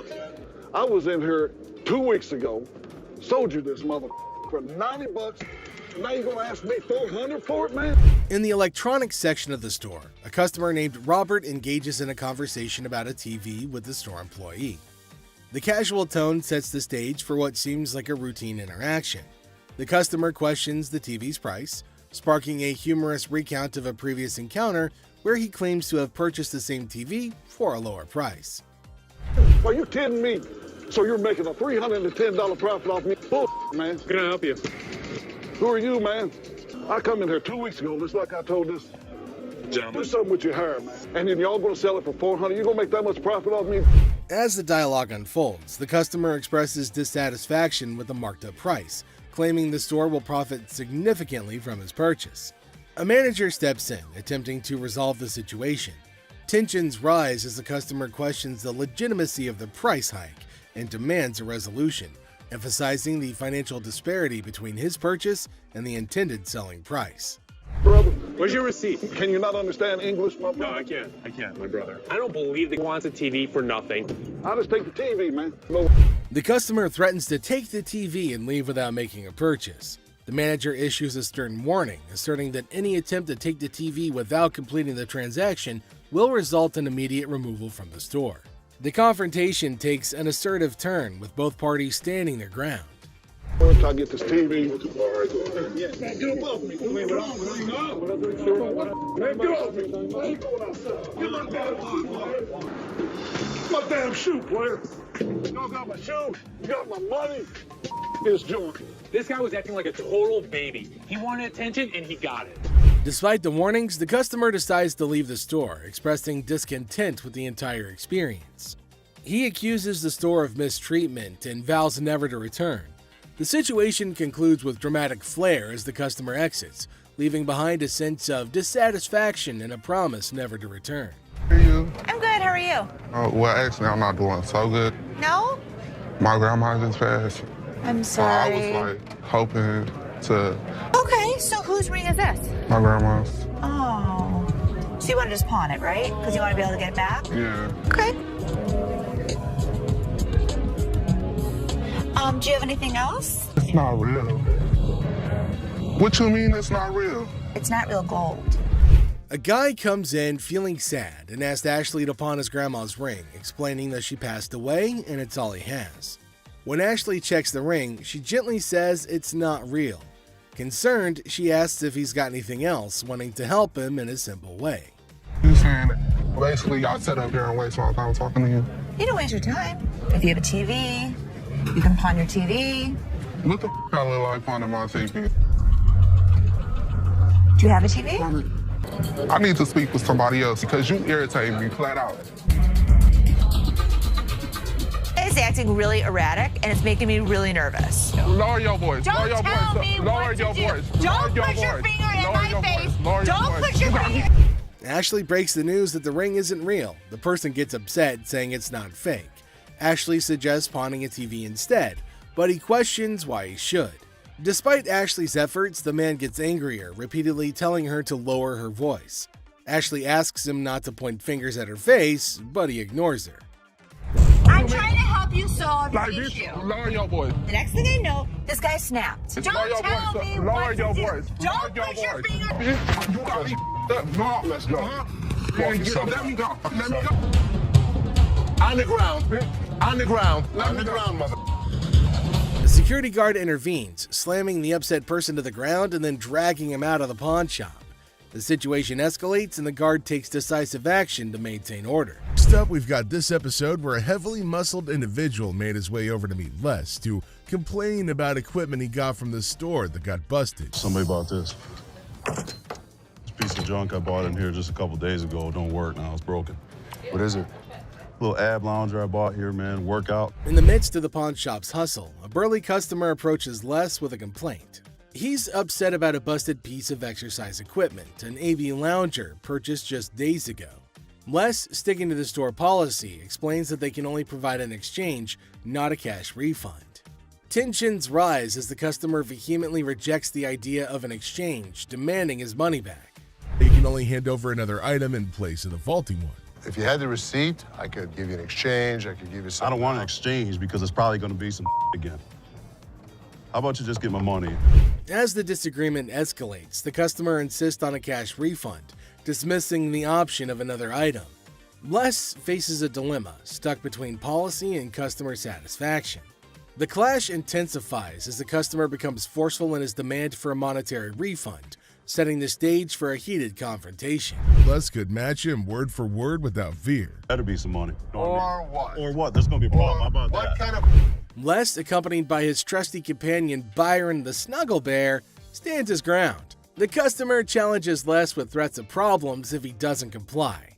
Unfazed, Les maintains his position, asserting that the store's policy is non-negotiable. The heir becomes charged with confrontation as both parties refuse to back down. I don't need you. As things got super heated between Les and the customer, Byron tried to step in to calm the man down. As the situation reaches a boiling point, Les and the customer engage in a verbal showdown. The customer grows increasingly forceful and Les warns against physical contact. Byron attempts to mediate and calm the customer, but his intervention takes an unexpected turn, adding a new layer of tension to the already heated exchange. Really? The confrontation takes a risky turn when the customer, ignoring Les's warnings, attempts physical contact. Byron, in a misguided attempt to intervene, escalates the situation further. Les stands firm, refusing to be intimidated while tensions continue to rise. Les questions a man's marriage. Les uses a customer's words against her. There's trouble in the office, but Les reminds Seth that he's the boss. Les kicks off the day questioning a man's marriage, using customers' words against her. Trouble brews in the office, but Les asserts his authority as the boss, teaching a disrespectful man a memorable lesson. Les shows that he's not just a pawnbroker, baby. He's a boss in control. Here are savage Les Gold moments. It looks like Les is more interested in this man's marriage than his business. Les woke up this morning with the urge to roast someone, and of all the people he could roast, he picked this guy. Things take an unexpected turn. Now, in a surprising twist, Les dives into the man's marriage, leaving everybody shocked. Les humorously challenges the man's absurd scenario, roasting him in a way that only Les can. The man's attempt to buy an anniversary present with his wife's jewelry backfires, adding a touch of humor to the pawn shop drama. You get a watch for my wife's anniversary? Oh, it's not your anniversary too? Well, yeah, it is mine too. How many years you been together? 25 years. Oh, okay. How many good ones? So how did you get these? Well, we were going through some of her jewelry. She said, this belonged to my grandma. They're not real. Les posts a customer's watch request, questioning the authenticity of the jewelry. Unfazed, Les detects the fake and confronts the customer's peculiar anniversary gift plan. The customer tries to defend himself, but Les, in his signature style, keeps it real and uncovers the truth behind the fake jewelry. But hold on a second. How come the old man wants to buy his wife an anniversary present with her own jewelry? That is one hell of a ridiculous scenario. What this man could have done at this moment is leave. But nope, some of these customers love to start drama. This is older than both of us. It probably is. But it was fake when it was made, and it's still fake. Les faces a customer who crosses the line, insulting his family. For the first time, Les takes matters into his own hands, delivering a stern warning. The tension rises as Les draws the line, showcasing a side of him that won't tolerate disrespect towards his loved ones. Ma'am? Okay, I've seen your wife. Listen, mother, there's two things you don't talk about. What's that? My wife and my family. Oh, so here's the deal. For a moment, we thought... Two of you. Here's the deal. Get out of here, two of you. I'll hurt you guys so bad. Sure you will. Better get in the front. Sure you will. In a final showdown, Les lays down the law. With no patience left, he kicks the disrespectful customers out, warning them of dire consequences if they return. Les reveals his savage side, making it clear that disrespecting his family won't be tolerated under any circumstances. Hello, how are you doing today? I'm good. How are you, sir? That's good. I want to pawn this TV. I can go 100. Excuse me? So here's a guy who wants $400 on a $200 TV. What the is he thinking? People can help me move my stuff back in my mother's house. 100 is not going to do, sir. I need more than that. But I can't give you more. See, it's a used TV. A young man enters the pawn shop seeking to pawn a TV for $400. Les, the owner, declines the initial offer and counteroffers $100. The guy, explaining his need to move back to his mom's house, expresses that $100 won't be sufficient for his situation. You know, I have to get away. You see this? He did this last night. What did he do to you last night? He beat me up last night. You clearly don't see that. See, you know what? You about to cause me to lose my mother temper. I tried to give him the benefit of the doubt. I thought he had nice skin. He didn't have any bruises on him. I don't need to call security. You don't need to call them. What The guy made up a story about daily abuse from his roommate, seeking empathy to pawn the TV for his escape. Les remained skeptical, noting the absence of visible bruises, praising the boy's clear skin. In response, the boy, feeling cornered, requests the involvement of security, hinting at a potential dramatic turn of events. What you gonna do? What, you from Africa? Oh, okay. Anyway, like I said, can you give me the 400 you paid? We sell them for $200. Hold on. Y'all. Thank you so much. Sure is. Have a nice day. You. Thank you. You better lucky I'm gonna throw this big mother at. Where is my key? Les, trying to find a middle ground, offers $125, but the boy declines and insists on calling the guards. Les, unfazed, reveals the presence of the guard behind the boy. The situation ends with the boy taking the TV and leaving the pawn shop without the need for additional security intervention. Why would your fat ass take it out? You work here, ain't you getting paid to do this? I look like a butler to you. I don't give a my gonna come in here and get this motherfucker. You better. His big ass gonna beat your little ass, fat bitch. Hit me with army. Motherfucker, come from behind this counter. A tense situation arises as a black woman directs angry shouts at a guard. The guard, responding defensively, questions her, asking if he appears to be a butler in a moment of unexpected confrontation. You get back here. Your big ass on my way. Get this motherfucking speaker and take it outside. You want me to stop? Take the You brought it in. You're gonna take it out. So take it out. I'm not picking that up Then and you're taking it leaving it outside. Y'all can get your old ass Take out. your ass out of here. I'm What's gonna your take bitch ass out of here, y'all. You're not going to come in threatening my employees. Who gonna bring it outside? Despite Seth's efforts to intervene, the black woman continues her relentless shouting. Even another guard struggles to remove her. Suddenly, she notices Les, the owner, standing behind her. In an unexpected turn, she bursts into laughter and mockingly tells Les to leave. Yo, big ass, you can grab that bitch too, ogre. My big ass, shrek ass, following behind me. We will give you the respect and the decency you deserve, but when you're threatening my family, we throw you out of here. Bitches, for life. Taking matters into her own hands, the woman starts leaving, dubbing the guards as Shrek on her way out. The situation takes an unexpected and humorous turn as she adds a touch of sass to her departure. Let's take a look at it. All right. I'm here with my man, and we got in a big argument, and he left me, so I need to get back home. He left you here? To Hawaii. Oh, really? Where about? Honolulu. Oh, okay. Got a ride from my cousin, so you gotta hurry up. There came a woman at Ashley's counter to sell her chain. Now Ashley's looking at her chain to see whether it's worthy enough or not. She's asking Ashley to hurry up as she has to leave earlier as her spouse has left her alone here. Really? Okay, how much did you need? I was just trying to knot this for you to be nice, but... $600. What about that? I got this from one of my aunts in Africa. This is $600. Oh, do you know what it is? It's actually a Tahitian pearl. No, this is from Africa. This is an African pearl. Ashley asked her how much she wanted for her jewelry. Now the woman said $600, which is a lot more than Ashley was willing to spend, since Ashley said that it's not an African stone, but the woman was arguing that it was. 600. My ticket cost $600. That's how much I need. Do you have anything else? No. Excuse me? No. Ashley told her that they're not African pearls, so it's not worth $600, but far less. It was at this point that the woman started acting rude. Ashley got shocked at her stupidity and rude behavior. Eventually, she started behaving really bad as Ashley got angrier. What's gonna happen next? 600 or not? You can't get 600 on this. Okay. And also, don't call me a bitch. So you mean to tell me that this ain't worth a mother thing? That's not what I said. It could be worth something. Okay, can I get $5.99? No. Some kind of problem?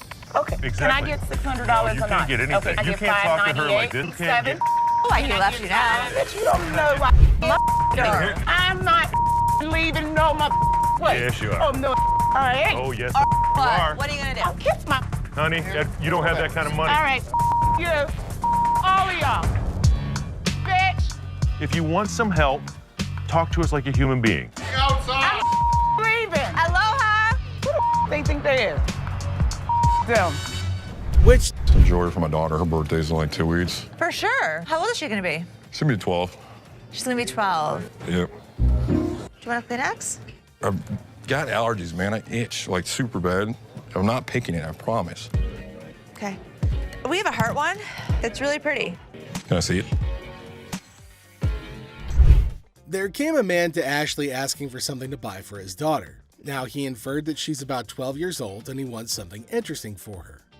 But he's constantly picking his nose, which was making Ashley cringe. He's not stopping from doing such cryptic things, but he's constantly doing it in public. Ashley asked him to let her know if there was something he was interested in buying for his daughter. Look at it. How much you want to spend? Like 100, 150, but 75. can I touch it though? That's bull.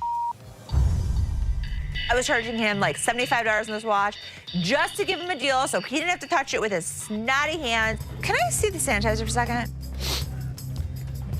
Now, the man selected a watch, but Ashley didn't want him to touch anything with his dirty hands. She asked him about his range and he said he wants something under $100, and the watch was $75. The man didn't agree to buy it. Now Ashley's just getting furious over his silliness. I'm gonna use sanitizer. Why don't you guys go yourself? I don't even care about the sale anymore. I just want him out of here. Ashley asked him to use sanitizer before touching anything in the shop, but he refused. Now this is going to be a very serious problem. They're probably going to have a fight. Ashley got angry and asked him to leave despite no deal. She just wanted him gone. She didn't care for the deal or profit, but just getting him out of the shop. Well, then came the guards who made sure that he left, and Ashley used sanitizer everywhere on everything that he put his hands on. Well, that's it for today, everybody. Thanks for being part of the Hardcore Pawn adventure with us. We hope you like the drama and the surprises. Stay tuned for more pawn shop stories. See you next time. Welcome back to our channel, guys. No, let's go. Man, let me go. Let me go, man. Let me go. I need my money. What you so mad for? Go ahead. Man, they took my money, man. Today, we've got a wild ride for you on Hardcore Pawn with some idiots. Get ready for a roller coaster of laughs, absurdity, and unexpected turns on this episode of Hardcore Pawn, where the ordinary becomes extraordinary. Man, ridiculous, man. Body slam. A man brings heavy vibes into the pawn shop, sharing his grandma's passing and hoping to trade a ring for rent money. Ashley adds a sprinkle of sympathy, making the somber moment oddly endearing. Well, actually, I'm not doing so good. No? My grandma just passed. I'm sorry. Ashley rains on the customer's parade, revealing the ring's lack of godliness. Frustration brews, and Ashley suggests pawning everything but the kitchen sink. The struggle for value turns into a financial comedy sketch. It's not real gold. So you saying it? Basically, y'all sit up here and waste my time talking to you? You don't waste your time. Ashley, usually the pawn queen, battles a customer storm. The ring debate escalates into a shouting match. I'm trying to help you solve your issue. What you mean? What you I'm mean? trying to help you solve your issue. Lower your voice. The customer wants quiet, Ashley wants value. The result? Pawn shop opera in full swing. Don't tell me what to do. Don't put your finger in my face. Don't put your finger in my face. Enter Byron, the pawn superhero. Ashley's yelling fest transforms into a tag team wrestling match. No, let's go. Man, let me go. Let me go, man. Let me go. Bitch, I'll be back. Byron takes center stage, slamming the customer out the door like a disgruntled WWE star. Let me go. Man, y'all got me. It's a pawn shop drama with a security twist. People come in my face all the time and people like scream at me. Nobody's ever touched me. A $3 bill. Hi, excuse me. Yeah. Hi, I'm looking for a watch, maybe about $100. I got $100 to spend. Well, look at this drama unfolding in our favorite pawn shop. A woman struts in like she owns the place. The owner, trying to impress her, showcases some bling, and she's all ears. It's like a weird dance of possessions. That's really pretty. It's really Looks pretty. good on you. That was 100. 100. I'll take it. Okay. Things are heating up. The woman, feeling all high and mighty, wants the pricey watch. Negotiations are on, and after some back and forth, she says yes. Cash time, right? Wrong. Now we add tax on that. It's gonna be 106. All right. Here. Hold up, the plot twist is here. She pulls out a gift card worth $100 and thinks she's the queen of the Pawn Palace. The owner's face? Priceless. She's like, lady, are you serious? These are not our gift cards. What would you call it? These are preferred customer. No snap, the owner ain't buying it. He accuses the gift card of being faker than a $3 bill. Trauma alert. The woman's in denial, insisting it's legit. This is better than a soap opera. Apply $100 on it. That is not our gift card. And now, ladies and gentlemen, we've got a full-blown showdown.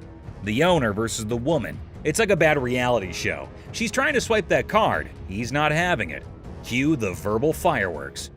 Okay, I'm not about to lose. Hold on one second. Let me explain this I'm to her. not about to lose. I want the watch. Turn around and swipe. The tension is thick, and so is the irony. The woman's yelling, the owner's smirking. It's like a comedy sketch gone wrong. This fight is going in circles, and I'm here for it. You the ugliest two sisters I've ever seen in my life.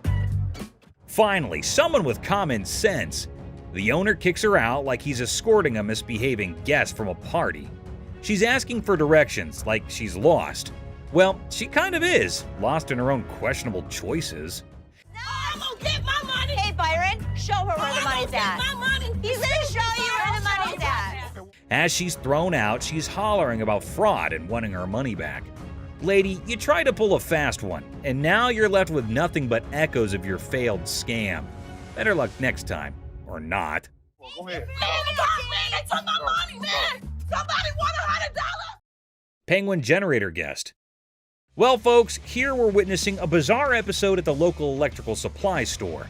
A guy waltzed in reassembling a penguin on a skateboard, rocking mismatched socks and a Hawaiian shirt that screams lost bet. The shopkeeper's expression? Priceless, my friends. Generators are simple to use, my man. It doesn't run on electricity or nothing, though, does it? Hold on to your hats. Our penguin skater is on a mission for a generator because his house is in the dark. And get this. You want to generate electricity, yeah, right? That's what a generator does. So all you do, open up the gas can. He needs power for his rare rubber ducks. The shopkeeper, baffled as if an alien just offered him moon rocks, points to the generators. But wait, our penguin is more lost than a fish in a chess game. Round 2 of generator education, anyone? Could I take it to my house and see if it'll work? What? Like, go to my house. We don't allow you to try it out at home. After a reluctant re-explanation, our penguin's eyes light up, as if witnessing a magic trick or realizing he only has $500. It says 900, but I don't have 900. What do you have? I only got like 5. 500? Yeah. Negotiation time, folks. It's like a Shakespearean drama with more dramatic moves than a game of charades at a circus. This is ridiculous, dude. I mean, I'm overpaying for it. I only got 5. You ain't gonna help me? So if you want to buy this, I'd be more than happy to sell it to you. Just when you think a deal is in the works, our penguin suggests a home trial. Will the generator vibe with his living room? Shopkeeper's not having it, thinking he's in a reality TV prank. You want to buy it or not? I want to borrow it at least. Borrow it? What the f work? Give me $700. You can borrow it indefinitely. Cue the chaos. Security guards swoop in, dragging our penguin out like a grumpy rock star exiting the stage. Oh, you want to bet? Excuse me. Have a good day, sir. Hell no. No. Have a good day, sir. No. And there he goes, leaving the bewildered shopkeeper questioning the sanity of humanity. Who knew buying a generator could be this wild? Man, I ain't never come back to this ass store. Promise? Yeah, I promise. You Thank promise? you. Gun desk. Today at the pawn shop, a lady brought in a mysterious desk that moonlights as a gun desk. A desk with a concealed firearm. She's clueless about its value, but is selling it like a quirky antiquity. If danger strikes, just push the button and file your stress away. Where in the world did you get this? I got it in an estate sale. I was just looking for a nice little desk to put a guest book on. Apparently, the lady got this gun desk from an estate sale, thinking it was just a cute desk for a guest book. The seller's reaction? He's seen hidden guns in everything. Swords, canes, cameras, but a gun-disguised desk? It's like 007's DIY project gone wrong. You're really not going to stop anybody if you shoot them in the thigh with a small 22 like that. Well, it's not even a regular 22. It's a 22 short or something it looks like. The pawn shop seller, baffled by the antique gun desk, insists on a buddy inspection to verify its age. The buyer, eager for the coolest desk ever, is like, "Where's the gun, though?" Antique furniture shopping needs gun control comedy. This thing is a gun. You press there's the trigger. That falls down, hits the hammer. The bullet flies out this way. The second seller is utterly perplexed by the gun desk, questioning its practicality. He's pondering who would buy a tiny desk with a hidden firearm. Meanwhile, the buyer's probably thinking, well, it's the perfect desk for a high-stakes game of hide-and-seek. The other thing is, I don't know how old this thing is. The seller delves into firearm logistics, explaining the pre-1898 loophole and the concealed weapon twist. Meanwhile, the buyer's probably regretting not majoring in antique desk forensics. Okay, it's one to have a gun, but now you have a concealed weapon because it's a hidden gun. Have you had it apart? Yes. The seller navigates the murky waters of antique gun regulations. The buyer, eager for a legal loophole, contemplates turning the gun desk into a non-threatening relic. Antique buyer drama at its finest. Thanks for bringing it in. Oh, you're welcome. I really wish I could have bought this because the odds of another gun desk coming in here are slim to none. Super Bowl ring. Walked into the pawn shop like a Super Bowl champ flaunting a ring fit for the football gods. The seller's dreaming of a touchdown deal at $22,000. But he's ready to settle for $19,500 because even champions negotiate in the end zone. I'm looking to get anywhere from like $22,000 to $21,000 for the ring, but if $19,500 was to hit it, I'd take it.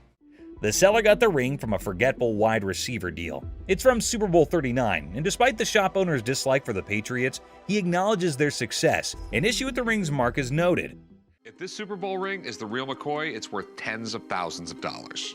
But a hand-engraved manufacturer's mark just doesn't seem right to me.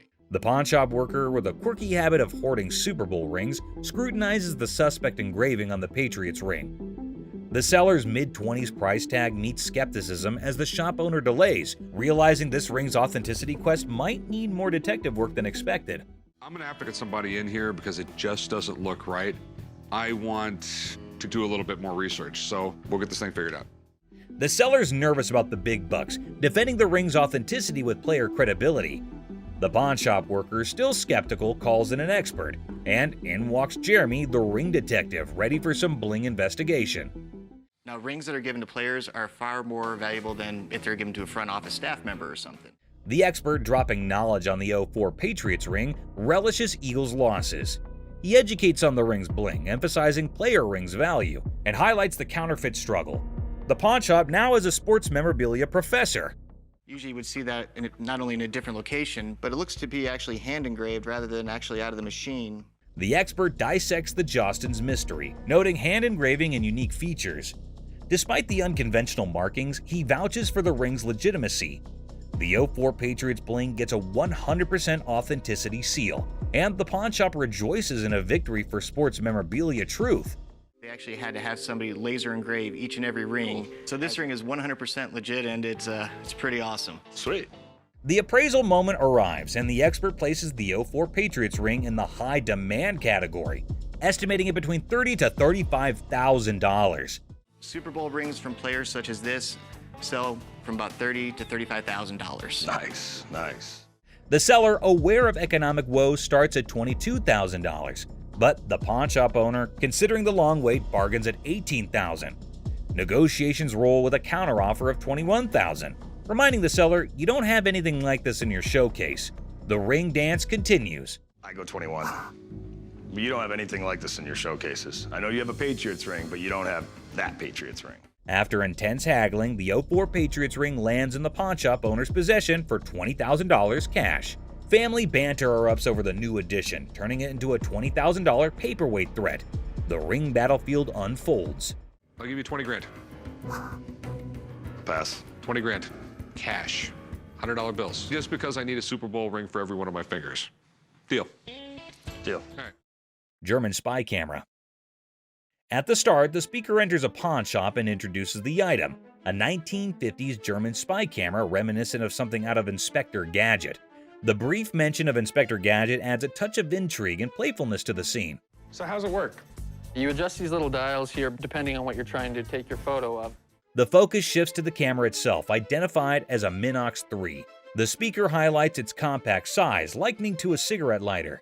If you give a 10-year-old a camera and say it's not just a camera, it's a spy camera, it probably got you out of your parents' hair for a couple hours a day. Oh, yeah. The customer expresses the purpose of their visit to sell the 1950s Minox 3 spy camera. The stated price expectation is around $150, indicating the perceived value of the vintage device. With all this on there, it makes it completely illegal for me to have anything to do with it.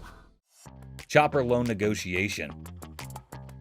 So how can I help you? Yes, I got this. I can help him. I got it. How do you think you know more about silver than I do? I know how to price it. I know exactly how to. In a high-stakes confrontation at a jewelry counter, emotions flare as two individuals argue over expertise. Tensions rise with each claim about pricing silver, creating a chaotic scene. $30,001. No, it's not the $1. 30 grand. I'd like to say yes. Listen, 40 or 20. Let's slip a coin. The scene shifts to a pawn shop where negotiations over a custom-made chopper motorcycle take center stage. The owner seeks a loan, facing financial struggles and desperate circumstances. What are you doing? What you got? See if I can get a loan on my chopper. It's a 113 motor. The motor alone was $7,000. The stakes rise as a coin flip determines the fate of a $20,000 loan for the chopper. The tension escalates, showcasing the unpredictability of financial decisions and the impact on the customer's life. I've seen a lot of motorcycles come in here, but I've never seen one like this. Okay. I need about $10,000. The focus shifts to the custom chopper's specifications and sentimental value, highlighting the emotional connection due to the brothers' craftsmanship. The negotiation becomes a delicate balance of compassion and financial reality. On a loan, about $5,000. Paying off both, or I mean? 5,000. I'll go 5,500. All right. Deal. All right, we'll get you 5,500. The episode concludes with a deal struck at $5,500 for the motorcycle. Despite falling short of the initial request, there's a glimmer of hope for the customer, bringing a mix of relief and uncertainty. Misguided price pursuit. Look at that. Is it real? Well, you gotta pull this. Pull that. Try pulling that. I don't know how much that is. You got nothing. Two black women enter a pawn shop and discover a game machine. Excitement turns to disappointment as they realize it's for entertainment only, not for winning real prizes. This is a toy. That's a toy. It's a toy. This is here for the manager. I'm the manager. You're not gonna get it. The atmosphere intensifies as the women express their displeasure, demanding a prize from the machine. The situation escalates and the guard steps in to address the misunderstanding. Let's go out. Well, just keep walking, man. Keep walking. Don't tell me what's going on. Come on. Y'all out of order. The conflict peaks as the women continue to argue for a manager's intervention. The guard ultimately expels them from the pawn shop, concluding the incident. Bubble hockey. Bubble hockey. Detroit Classic. I'm thinking $2,500. How much did you pay for it 10 years ago? $3,500. A pawn shop encounter unfolds as a customer eyes a bubble hockey game. Negotiations kick off with a customer seeking $2,500, but the pawnbroker questions the value. Under $1,000. Maybe we work out a little game. Winner gets the price. $900 if you win, $500 if I win. Oh, can't do it. The negotiation continues with the pawnbroker proposing a lower price, suggesting a gaming duel to determine the final cost. The customer hesitates, seeking a higher amount. $100 out of this thing. 16 you win, 400 I win. All right, I win $1,600. The game begins and the customer dominates the bubble hockey match, securing a convincing victory. The pawnbroker acknowledges the expertise and adjusts the evaluation accordingly. Let's go. I know I'm gonna win this bet. These aren't those $1,200 ones? The conclusion sees the pawnbroker acknowledging the high value of the game, recognizing it as a genuine classic worth $2,500. The customer prepares to complete the transaction. Wrestling trunk triumph. We have a champion item for you today. I think I got your new bathing suit over here. I don't think that's my size or my style. The episode presents champion-level memorabilia, wrestling trunks worn by Titus O'Neil during Money in the Bank. Banter between the pawn shop staff sets a lighthearted tone. Well, these are wrestling trunks. Okay, are they worth anything? So where did you guys get these? From a buddy of mine shortly after the show. Negotiations unfold as the seller details the trunk's origin, worn by Titus O'Neil and his college football background. Price discussions ensue, involving humor and strategic bargaining. Oh, how much are you looking to get? $1,800. Are they worth that? What do you think about $800? What about 14? Money at $1,000. Go for it. You have a deal. All right. The negotiation reaches a climax as Chumley proposes $800, leading to an amusing wrestling-themed banner. The final agreement settles at $1,000, and the seller agrees to the deal. Right. And you sure this is like real and everything? Yeah. But you're sure they're real? 110%. Concerns about authentication arise, with reassurance that the trunks are genuine. Rick, the pawn shop owner, decides to break even on the purchase and seeks dinner in return. I'm gonna go look at stuff I understand. I thought you might want to put this back in your collection. Absolutely. It was my first WWE Championship match, and I won the Tag Team Championship. Titus O'Neil makes a surprise entrance at the restaurant, sharing the backstory of the trunks and their historical significance. The emotional reunion adds a personal touch to the transaction. We bought them for $1,000, so if you just let me break even and give me dinner, I'm good. Got me a little black bag and everything. Look at that. The episode concludes with Titus O'Neil expressing gratitude, and the pawn shop staff excitedly anticipates dinner. The atmosphere remains lighthearted, emphasizing the unique experiences of the pawn shop. Gunfire and negotiation. And it was handed through the generations to me. What are you trying to get out of it? I'm looking for $50K. 50,000. 50,000. Corey introduces Alex to Craig, who has a fascinating antique wheel lock gun. The guys are amazed by its rarity and history, and Alex is about to share some cool facts. Man, this is stunning. Dating from about 1600s. I've never seen anything like it before, but he's asking $50,000. Alex dives into the history of the wheel lock, revealing it's a German-made firearm from the 1600s. Craig is nervously considering a $50,000 price tag. Alex suggests a test at the range. Yeah, this is special. I love this wheel lock. And you still want 50 grand for it? Absolutely. After research, Alex discovers that the gun belonged to a Prince Archbishop's personal guard. The guys head to the range for a nerve-wracking but successful test, and Craig's asking price is discussed. Nice! What do you think it's worth now? I think it's $40,000. In a quirky twist, Corey notices devil emoji targets for a gun designed to protect a Prince Archbishop. The gun fires impressively, and Alex estimates its value at $40,000. Not as easily as I could do 30. I would go 32.5. We'll lose it over that. We'll do 32.5. The negotiation begins with Corey expressing admiration for the unique gun. After some back and forth, they settle on $32,500, striking a deal for the exceptional wheel lock gun. Churchill letter. A historical dealer brings a Winston Churchill letter to the pawn shop. The seller's writing? Not so great. But hey, it's Churchill, and the drama begins. I have a Winston S. Churchill typed letter signed. Okay. A quirky twist. Churchill wrote to a food writer about a paperweight from Benjamin Disraeli. The pawn shop team dives into the historical circus, paperweights and all. Enter Steve, the expert, unraveling the mystery of Churchill's signature. The magnification saga begins, complete with ink flow discussions and hilarious attempts to decipher the genius's handwriting. A surprise appearance by a 1968 Jack Kevorkian Volkswagen van shakes things up. The chopper deal is done, but now Churchill's letter gets a comedic price tag dance. Negotiations, magnifications, and laughs galore. The thing I do like about this is it's got the writing on it, and I would put the value at the high end of that scope, so probably about $1,500. The final act, the pawn shop owner, a smooth talker, bargains down to $1,200. The deals are sealed and everyone heads off with laughs, paperweights, and probably a newfound appreciation for historical handwriting challenges. I think 1200 sounds good. All right, it's a deal. Thank you, Mr. Harrison. Meet you right over there. We'll do some paperwork. Goofball.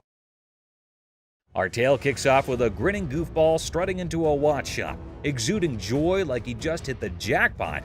His guest snagged the ultimate timepiece. The shop's proprietor, eyes sparkling with mischief, unveils a watch that could outshine Big Ben. Our hero, wide-eyed like a kid in a candy store, marvels, wow, treating it like a time-traveling marvel.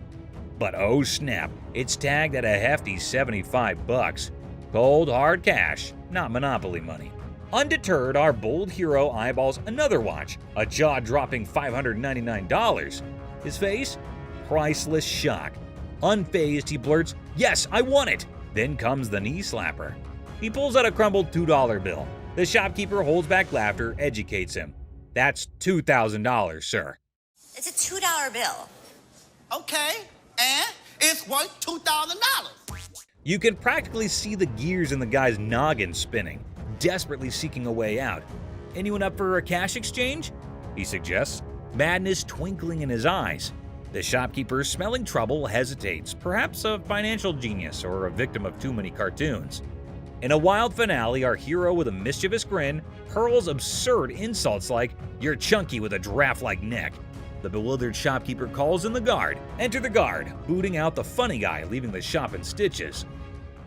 Hey, have a good day. Big Mouth is hungry. Unexpected drama. Strap in for a wild pawn shop ride. A lady steals the spotlight, but surprise, Mr. Sneaky tiptoes in for a bear hug, sparking unexpected drama. Gasps echo as the leading lady jumps, but it's just a playful fella. Great day in American jewelry. Laughter erupts. Who knew a pawn shop could be a comedy club? In this 6-second snippet, the pawn shop transforms into a stage for unexpected antics, surprising and delighting in this unlikely comedy setting. Great day in American jewelry. What can I say? In the chaotic shop hustle, a dude flaunts a watch that could fund a small country. The shopkeeper, hungry for a bargain, attempts a haggling dance. But Mr. Watch Wizard wants stacks on stacks. I came over to sell a beautiful watch. Okay? Tell me a little about it. Cue the dramatic moment as the shopkeeper grabs him, yelling, "Hold up, time traveler!" Suspense builds as they investigate. Is it legit or a fancy imposter? Get ready for the ticking truth. So, can you come back in about an hour? No problem. Perfect. I'll see you in about an hour.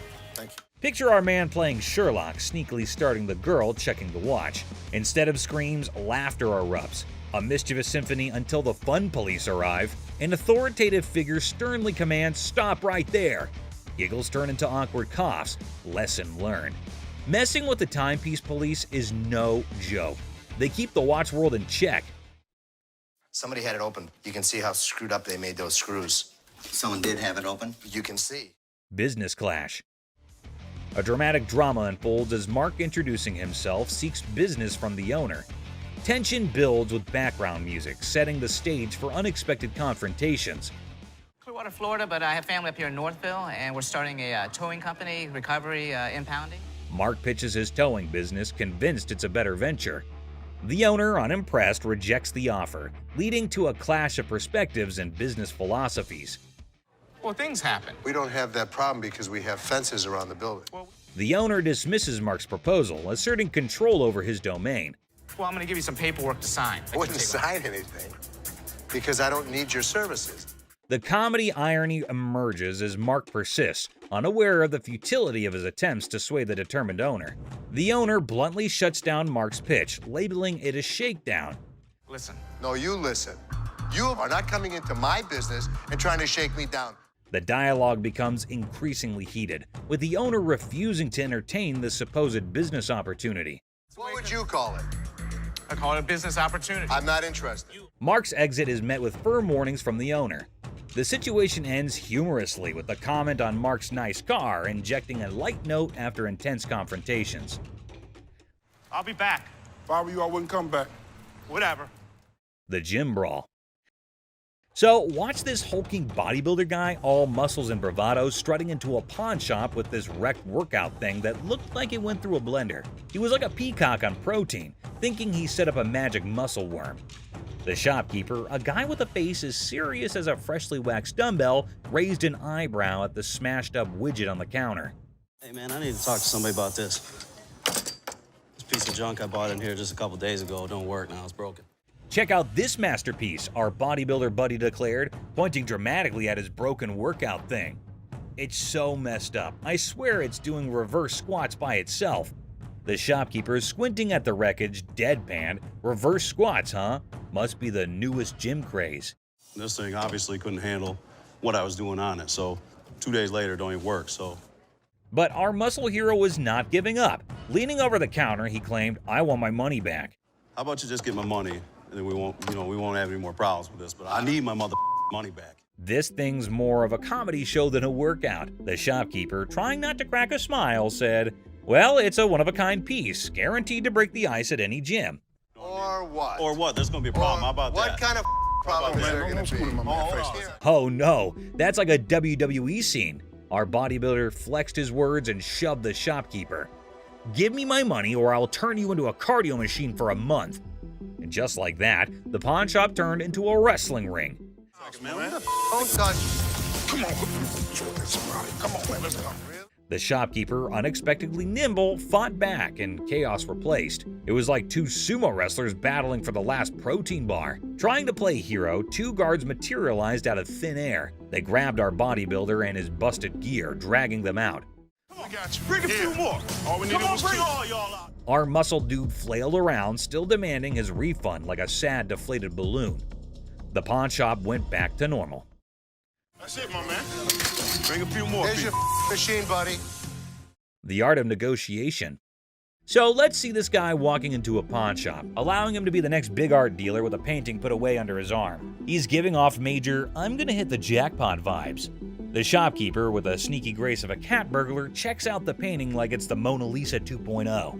Our confident guy also spins this wild tale about how the painting formerly belonged to Napoleon's pet goldfish, or some other crazy story. So what you got? I've got a painting from Peter Max. An original painting? Well, I got into a silent auction. The shopkeeper, poker-faced like a pro, goes, intriguing. You can virtually see dollar signs in his eyes as he dreams of making a fortune. Now comes the big moment. Confident guy bravely says, "I want $3,000 for this masterpiece." Let's see if she can close a deal. Yeah, what is the bottom line? 3,000. No way. The shopkeeper, still all mysterious and cool, smirks and says, "I can do 1,500, or you can hit the road." 1,500 and we got a deal. It's like a Western showdown, but with money instead of guns. It's a take it or leave it situation. The confident guy, looking a bit less sure of himself, decides to pull a classic move, pretending to discuss it with his imaginary art expert friend. Maybe it's an unnoticeable chum with an art degree. While our hero is deep in discussion with his invisible art critic, the shopkeeper, beaming like a Cheshire cat, decides to up the figure.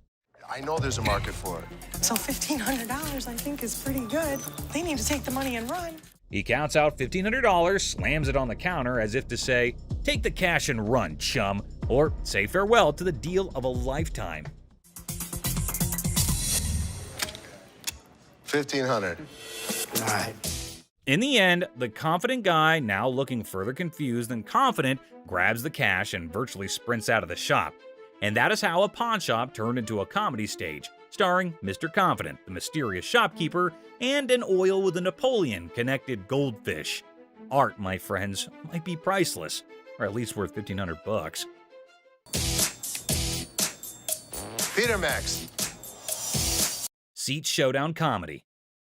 In a strange pawn shop turned into an airplane seat sale, things got wild when a gutsy and unusual woman decided to turn the whole event into a comedy show. Picture her like a sneaky cat strolling over to a chair and ignoring the "don't sit" sign as if it were garbage. It was as if your rebellious grandma suddenly took center stage, tossing caution and posters to the wind.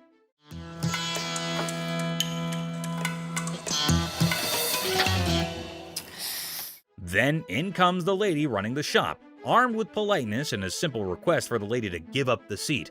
Little did she know she was about to get into a funny showdown with our cool and calm customer. The woman, looking super confident and mischievous, said, "Just let me be," treating the chair like her personal throne.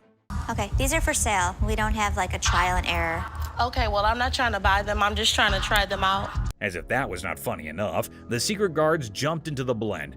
The shopkeeper, determined to bring order back, tried nicely to get the bold woman out of her comfy spot. But our fearless main character was not having it, bravely declaring, "You cannot make me move." And what you can do is leave me the alone. Okay. Yeah.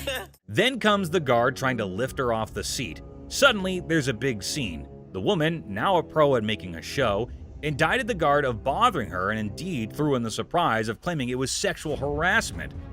The pawn shop turned into a stage for a solo performance, with our main character making up the script on the spot. No, thank you. Get No, you can get your hand up. Get your hands off of me. Get your hands off. But the comedy did not stop there. Wanting to leave with a bang, our leading lady dramatically fell to the bottom, blaming the confused guard for pushing her. The shop, once a place for buying and selling, turned into a theater for a funny play where reality and silliness conflicted in the most hilarious way. Girl, You pushed me. I didn't touch. Did I touch you? And just like that, the woman in the pawn shop left everyone.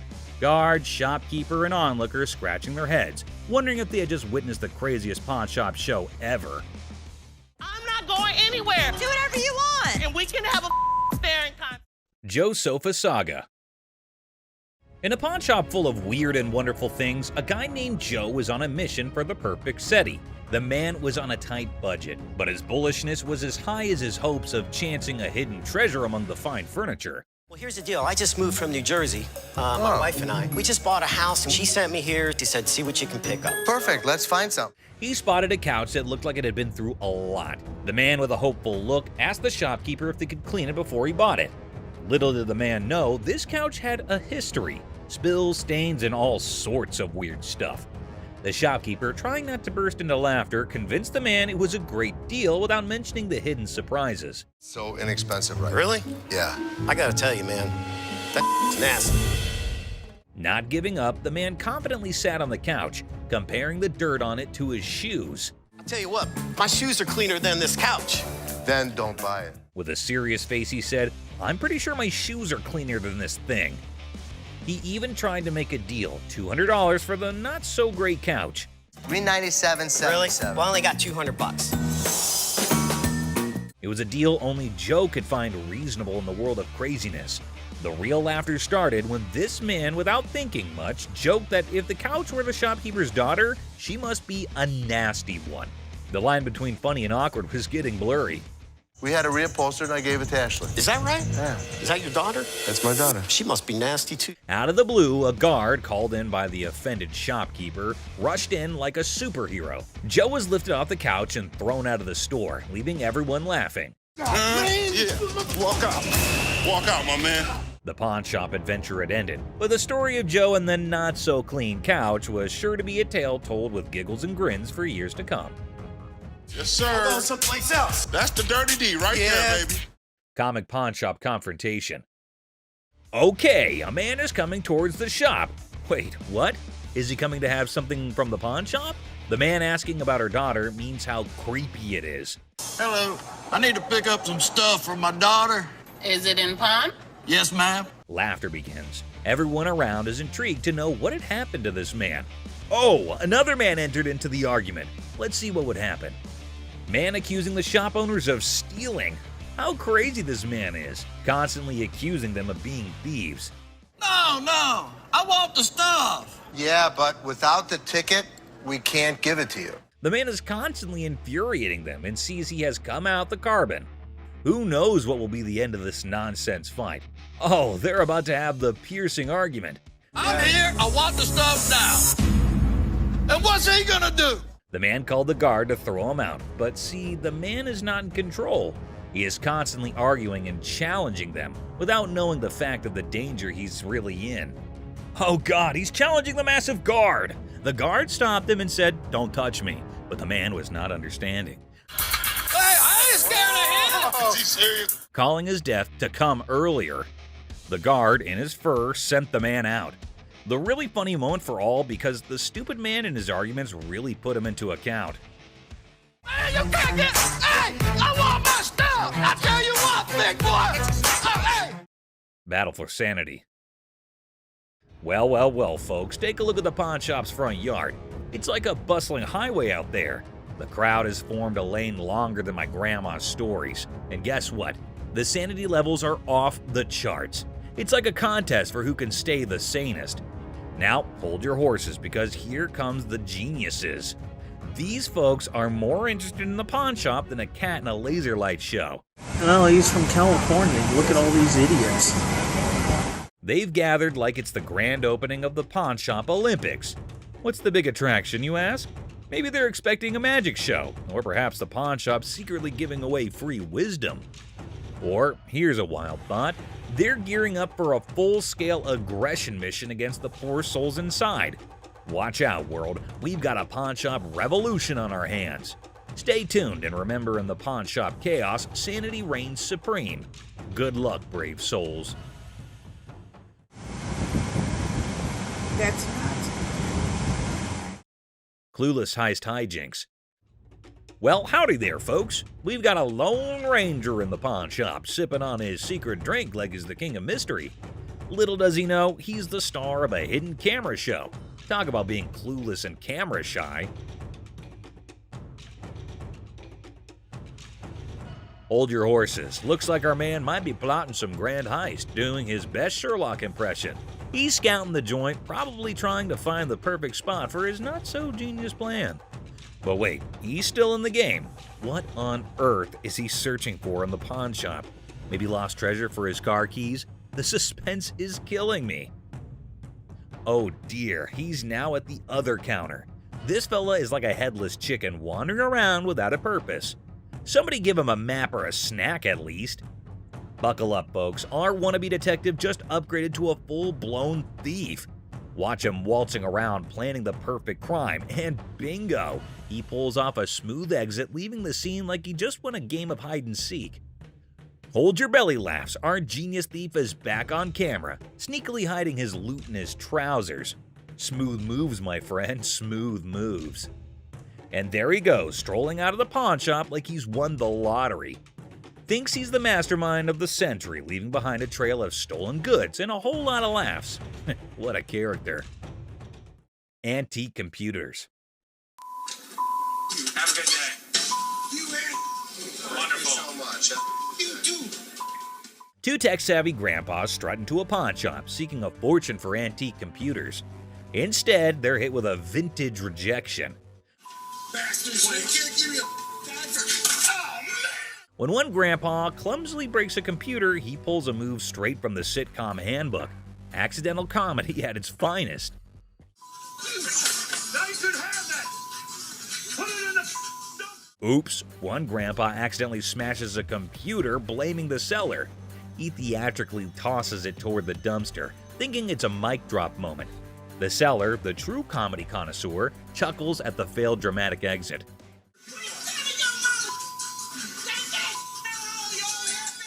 Here comes the queen of sass. A lady emerges roasting the old hillbillies and offering them an A-grade exit.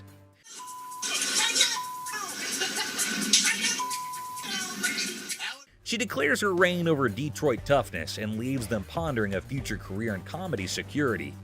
Cue laughter. Exit stage left. Ex-couple. Hello. Hi, how are you? I'm good. How are you? I'm fine. I'm actually looking to pawn these 2 watches. In a pawn shop, a young couple walked in to sell 2 watches. Ashley, the shop owner, greeted them. You guys dating, married? Was engaged, but not anymore. When she asked about their relationship, the boy explained they used to be engaged, but are now exes because both of them cheated on each other. Okay, so you want to sell them, correct? Yes. And how much were you looking for? Despite their turbulent exchange, Ashley inquired about the watch's value. This one I am not interested in because we don't take this brand. You gonna take that brand? Ashley noticed the watch's flaws, and when the girl mentioned a particular brand, the boy claimed it was fake. You are more than welcome, to leave that here and we can send it out to get the crystal replaced. As Ashley attempted to facilitate the watch sale, the ex-couple's argument escalated. Oh, what's she talking to? We ain't got all Were you day. talking to him? No, you weren't. Shut up. The situation took an unexpected turn. You never had no life before me. I won't. You never had no life before me. Girl slapped the boy, turning the pawn shop into a battleground of emotions. Had no life before me. Let's go. Let me go. Let's go. Let me go. The situation escalated post-slap as the boy, fueled by anger, forcefully dragged the girl outside. I walk outside and the lady comes back for her watches. I wish you luck. Ashley returned the watches to girl by going toward them and wishes them good luck. Shark costume.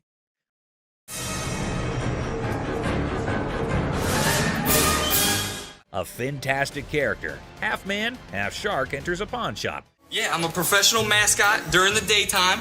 At night, I'm a dancer. Claiming to be a daytime mascot and a nighttime dance sensation. $800, that's all I want. This guy is so bizarre. Les, skeptical, questions the shark man about his $900 financial request, leaving the room stunned. Don't they have those in Halloween costume stores? Les dismisses an awesome shark costume as a Halloween costume, but Rick takes it on, turning the pawn shop into a makeshift underwater comedy club, despite Ashley's rejects due to an unpleasant odor. See? It works. $800. Les, a pawn shop owner, is captivated by a customer who demands $800. You're missing a speeder. Oh my God. But when he reveals his naked self, Les's jaw drops. Hey, where's Ashley going with the naked guy? Tom, between amusement and disbelief, Les performs the quickest eviction in pawn shop history, leaving the customer high and dry. Ching Chong TV. Girlfriend's about to fly back home without me. I have no money. It's the only way I'm gonna be able to go. Right. I want $200 for it. 200 for that? A hat-wearing kid strolls into a pawn shop, hoping to score $200 for his TV. The seller, feeling frugal, counters with a generous $15. What brand is that? Ching Chong. The boy, trying to lighten the mood, drops a Ching Chong brand joke, turning a place into a comedy club for skeptical sellers. 200 for that? Yeah, never gonna happen. 13-inch TVs, I sell them for $15. Our persistent TV peddler keeps pushing for more cash for his 13-inch Marvel, but the savvy seller sticks to his guns at $15. Come on, please. I don't want to get stuck in a tray. The boy, desperate to impress his TV-loving girlfriend, gets sadder than a clown without his makeup. Girlfriend's about to fly back home without me. I have no money. It's the only way I'm gonna be able to go. Right. I want $200 for it. 200 for that? The seller, unamused, directs him out, ensuring love won't cost him more than $15 today.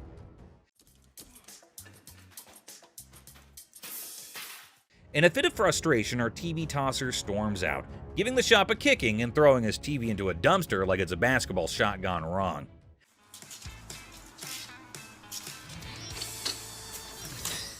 The seller, shaken but not stirred, mutters, "Idiot," and commands him to exit. You're gonna make me leave? Pretty much. Get the out of here. Get off my property.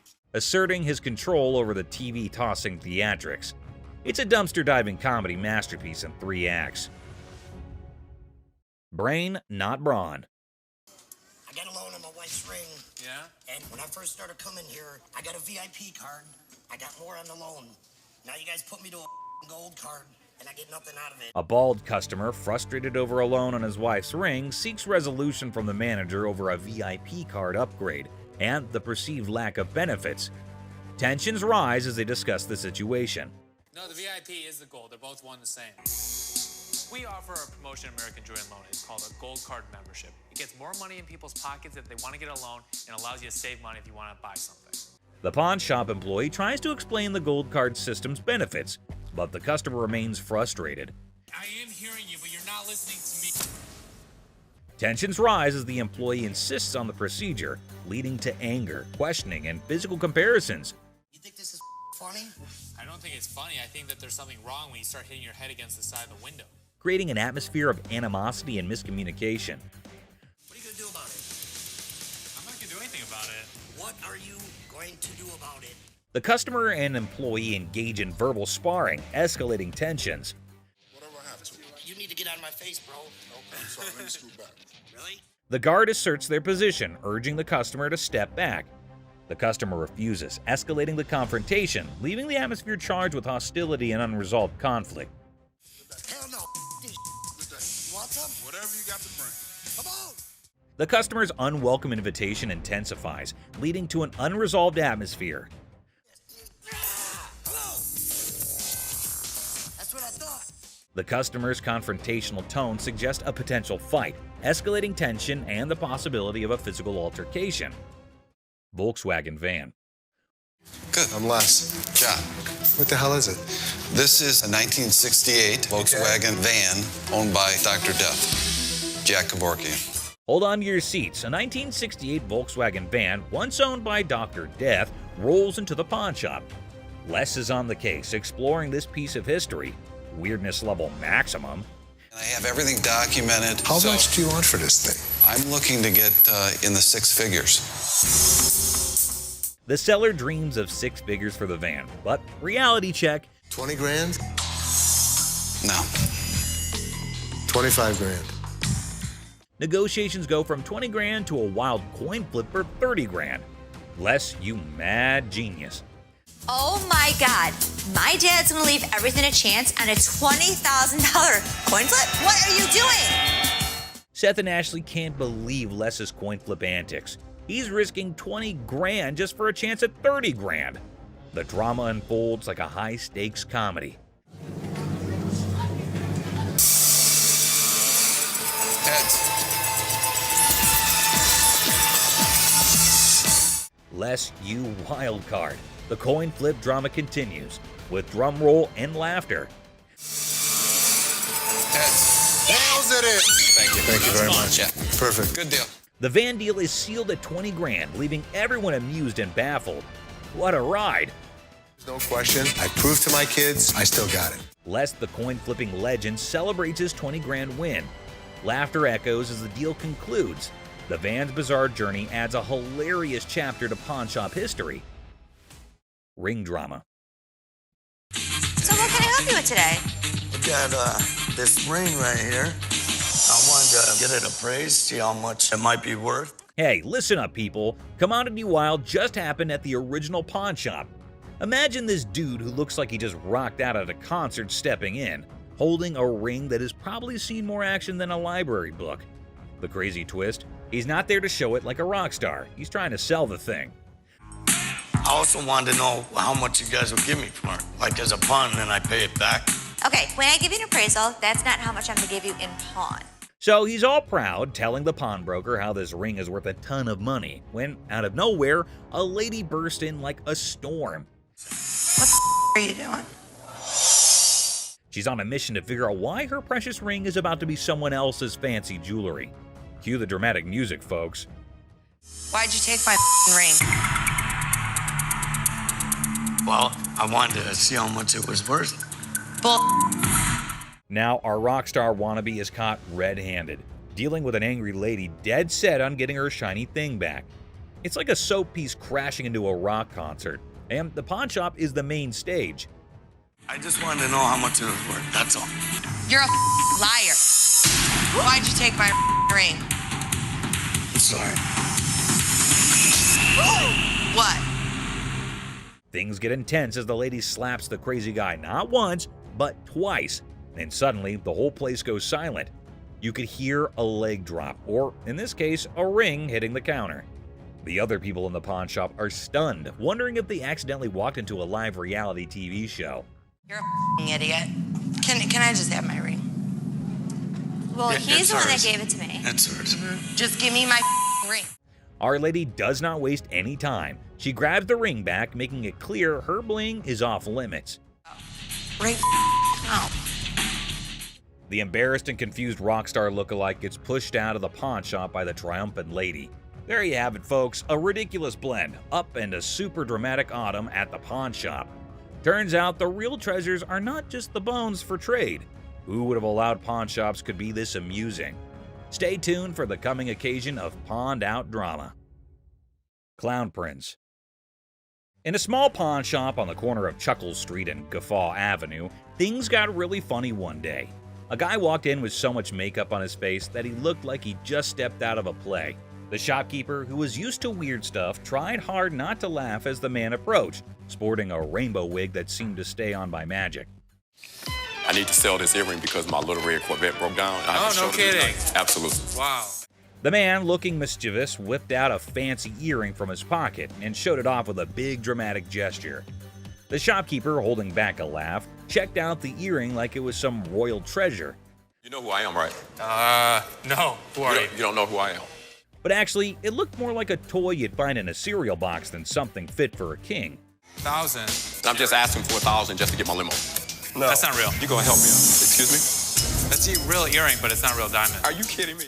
Ignoring the fact that the earring was probably fake, the guy started dancing like he was the star of his own circus. Prince, right? Prince, absolutely. Wow. He even gave himself a royal title, calling himself Prince. The shopkeeper, now thoroughly entertained, clapped along as the guy did his goofy dance. With a cheeky smile, Prince claimed the earring was a super precious diamond passed down from his clown ancestors. The shopkeeper played along, giving praise to this pretend royal jewel, while secretly thinking it would make a great prop in a comedy act. As the funny business came to an end, Prince, not ready to leave without a big finish, spun back to the counter and started another round of funny moves. The shopkeeper and his assistant struggled to hold in their laughter, tears rolling down their faces as the wacky Prince danced out the floor, leaving behind a funny feeling that stuck around even after the rainbow wig was out of sight. Boss's TV fiasco. Hey everyone, gather around because something straight out of a funny TV show just happened at the local electronics store. Imagine this. The big boss barges in like a storm on way too much coffee. Didn't I tell you guys to restock the TV shelf? Didn't you see I was just with a crazy customer? Yelling about wanting to grab some TVs. I mean, who does not suddenly crave a TV spree, right? Now, the poor workers are stuck between a rock and a high-tech place and cannot take the boss seriously. I mean, who could? It's like the boss watched too many action movies and thought today was the day to be an action hero with innocent flat screens. I gave you a job to do and you didn't do it? Dad, you told us we were like little kids. How does a baby know how to do inventory? But stay, there's a twist. The main character, the boss, realizes things are serious and decides he needs backup. So, what does he do? Grabs his assistant like they're partners in a buddy cop movie. Hey, you know what? The hell with it. I'm gonna do it myself. Bobby J, do me a favor. We need to go pull some TVs. To help with this crazy TV mission. Because obviously snagging TVs is a job for a dynamic brace. Ash, Seth, right now. Right now. What? Right now. Let's just went down. What? Let's went down. But wait, there's more sitcom gold. Out of nowhere, another assistant rushes over to the boss's kids looking really upset. Why? Just went down. What? Let's went down. Dad, you alright? Well, turns out the master is now on the floor. Yep, the guy who was on a TV conquest is now chilling on the cold floor of the electronics aisle. Well, we have an emergency here. What happened? Did he say something hurt? No, he didn't say anything. We were pulling TVs. They call emergency services because apparently this is not just a shopping spree. It's a full-blown crisis.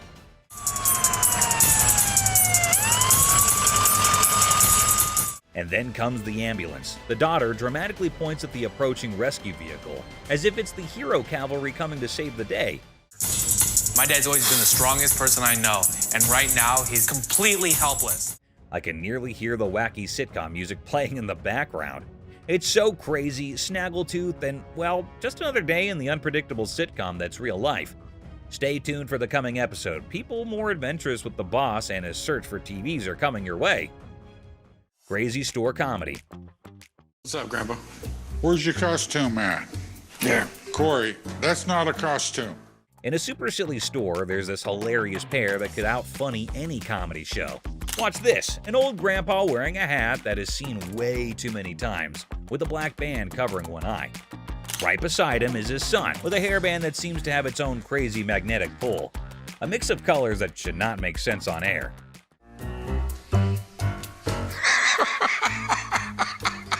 What? So, a regular customer walks in thinking they're just here for a normal shopping trip. Little did they know, a comedy explosion was about to happen. The first person they notice is the son, and they burst into laughter. "What on earth are you trying to be?" they ask, still giggling from the unexpected fun. What are you supposed to be? It's obvious I'm Justin Bieber, America's heartthrob. With a serious face, the son proudly says, "I'm claiming to be Justin Bieber, the American singing sensation. The secret? It's all in the hair. The customer laughs even more, realizing these two are a riot. Roy Rogers? I'm Rooster Cogburn from True Grit. But the real comedy star is Grandpa, strutting around like a rooster king. Feathery hat, confident crowing, he is turning heads. The customer, almost out of breath from laughing, asks, "What is your grandpa pretending to be?"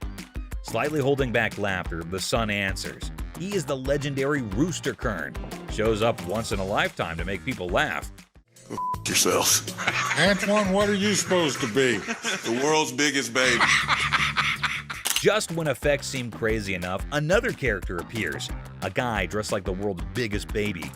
The customer, nearly crying from horse laugh, realizes they have hit the jackpot of comedy. In this shop of customer craziness, laughter is the currency. These funny characters are the kings of comedy, making everyone laugh and showing that occasionally the best service is the one that comes with a big dose of funny. Pawn Shop Riddles. Look how stupid this question on Pawn Stars is. In this hilarious rant, the speaker dissects a seemingly absurd question about fake items in a pawn shop. A over 1,000, B over 5,000, or C over 10,000. The logic behind the options A, B, and C is dissected with comedic frustration. Well, if the answer is C, the answer's also A and B.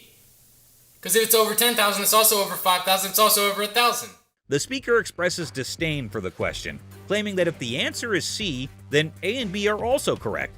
I mean, most of the shit that comes into the pawn shop has got to be fake. They've been in business for years and years and years. The absurdity of the question and the presumed obviousness of the answer are highlighted. God, what a stupid question. The speaker ridicules the question's simplicity, asserting that there's no way to get it wrong.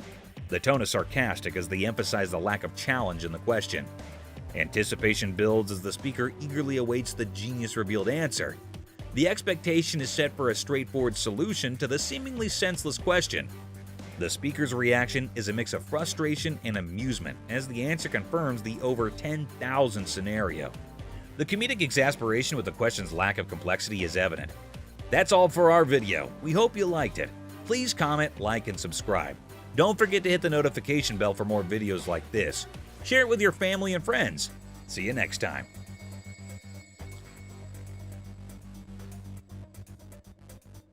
I mean, most of the shit that comes into the pawn shop has got to be fake. They've been in business for years and years and years. God, what a stupid question.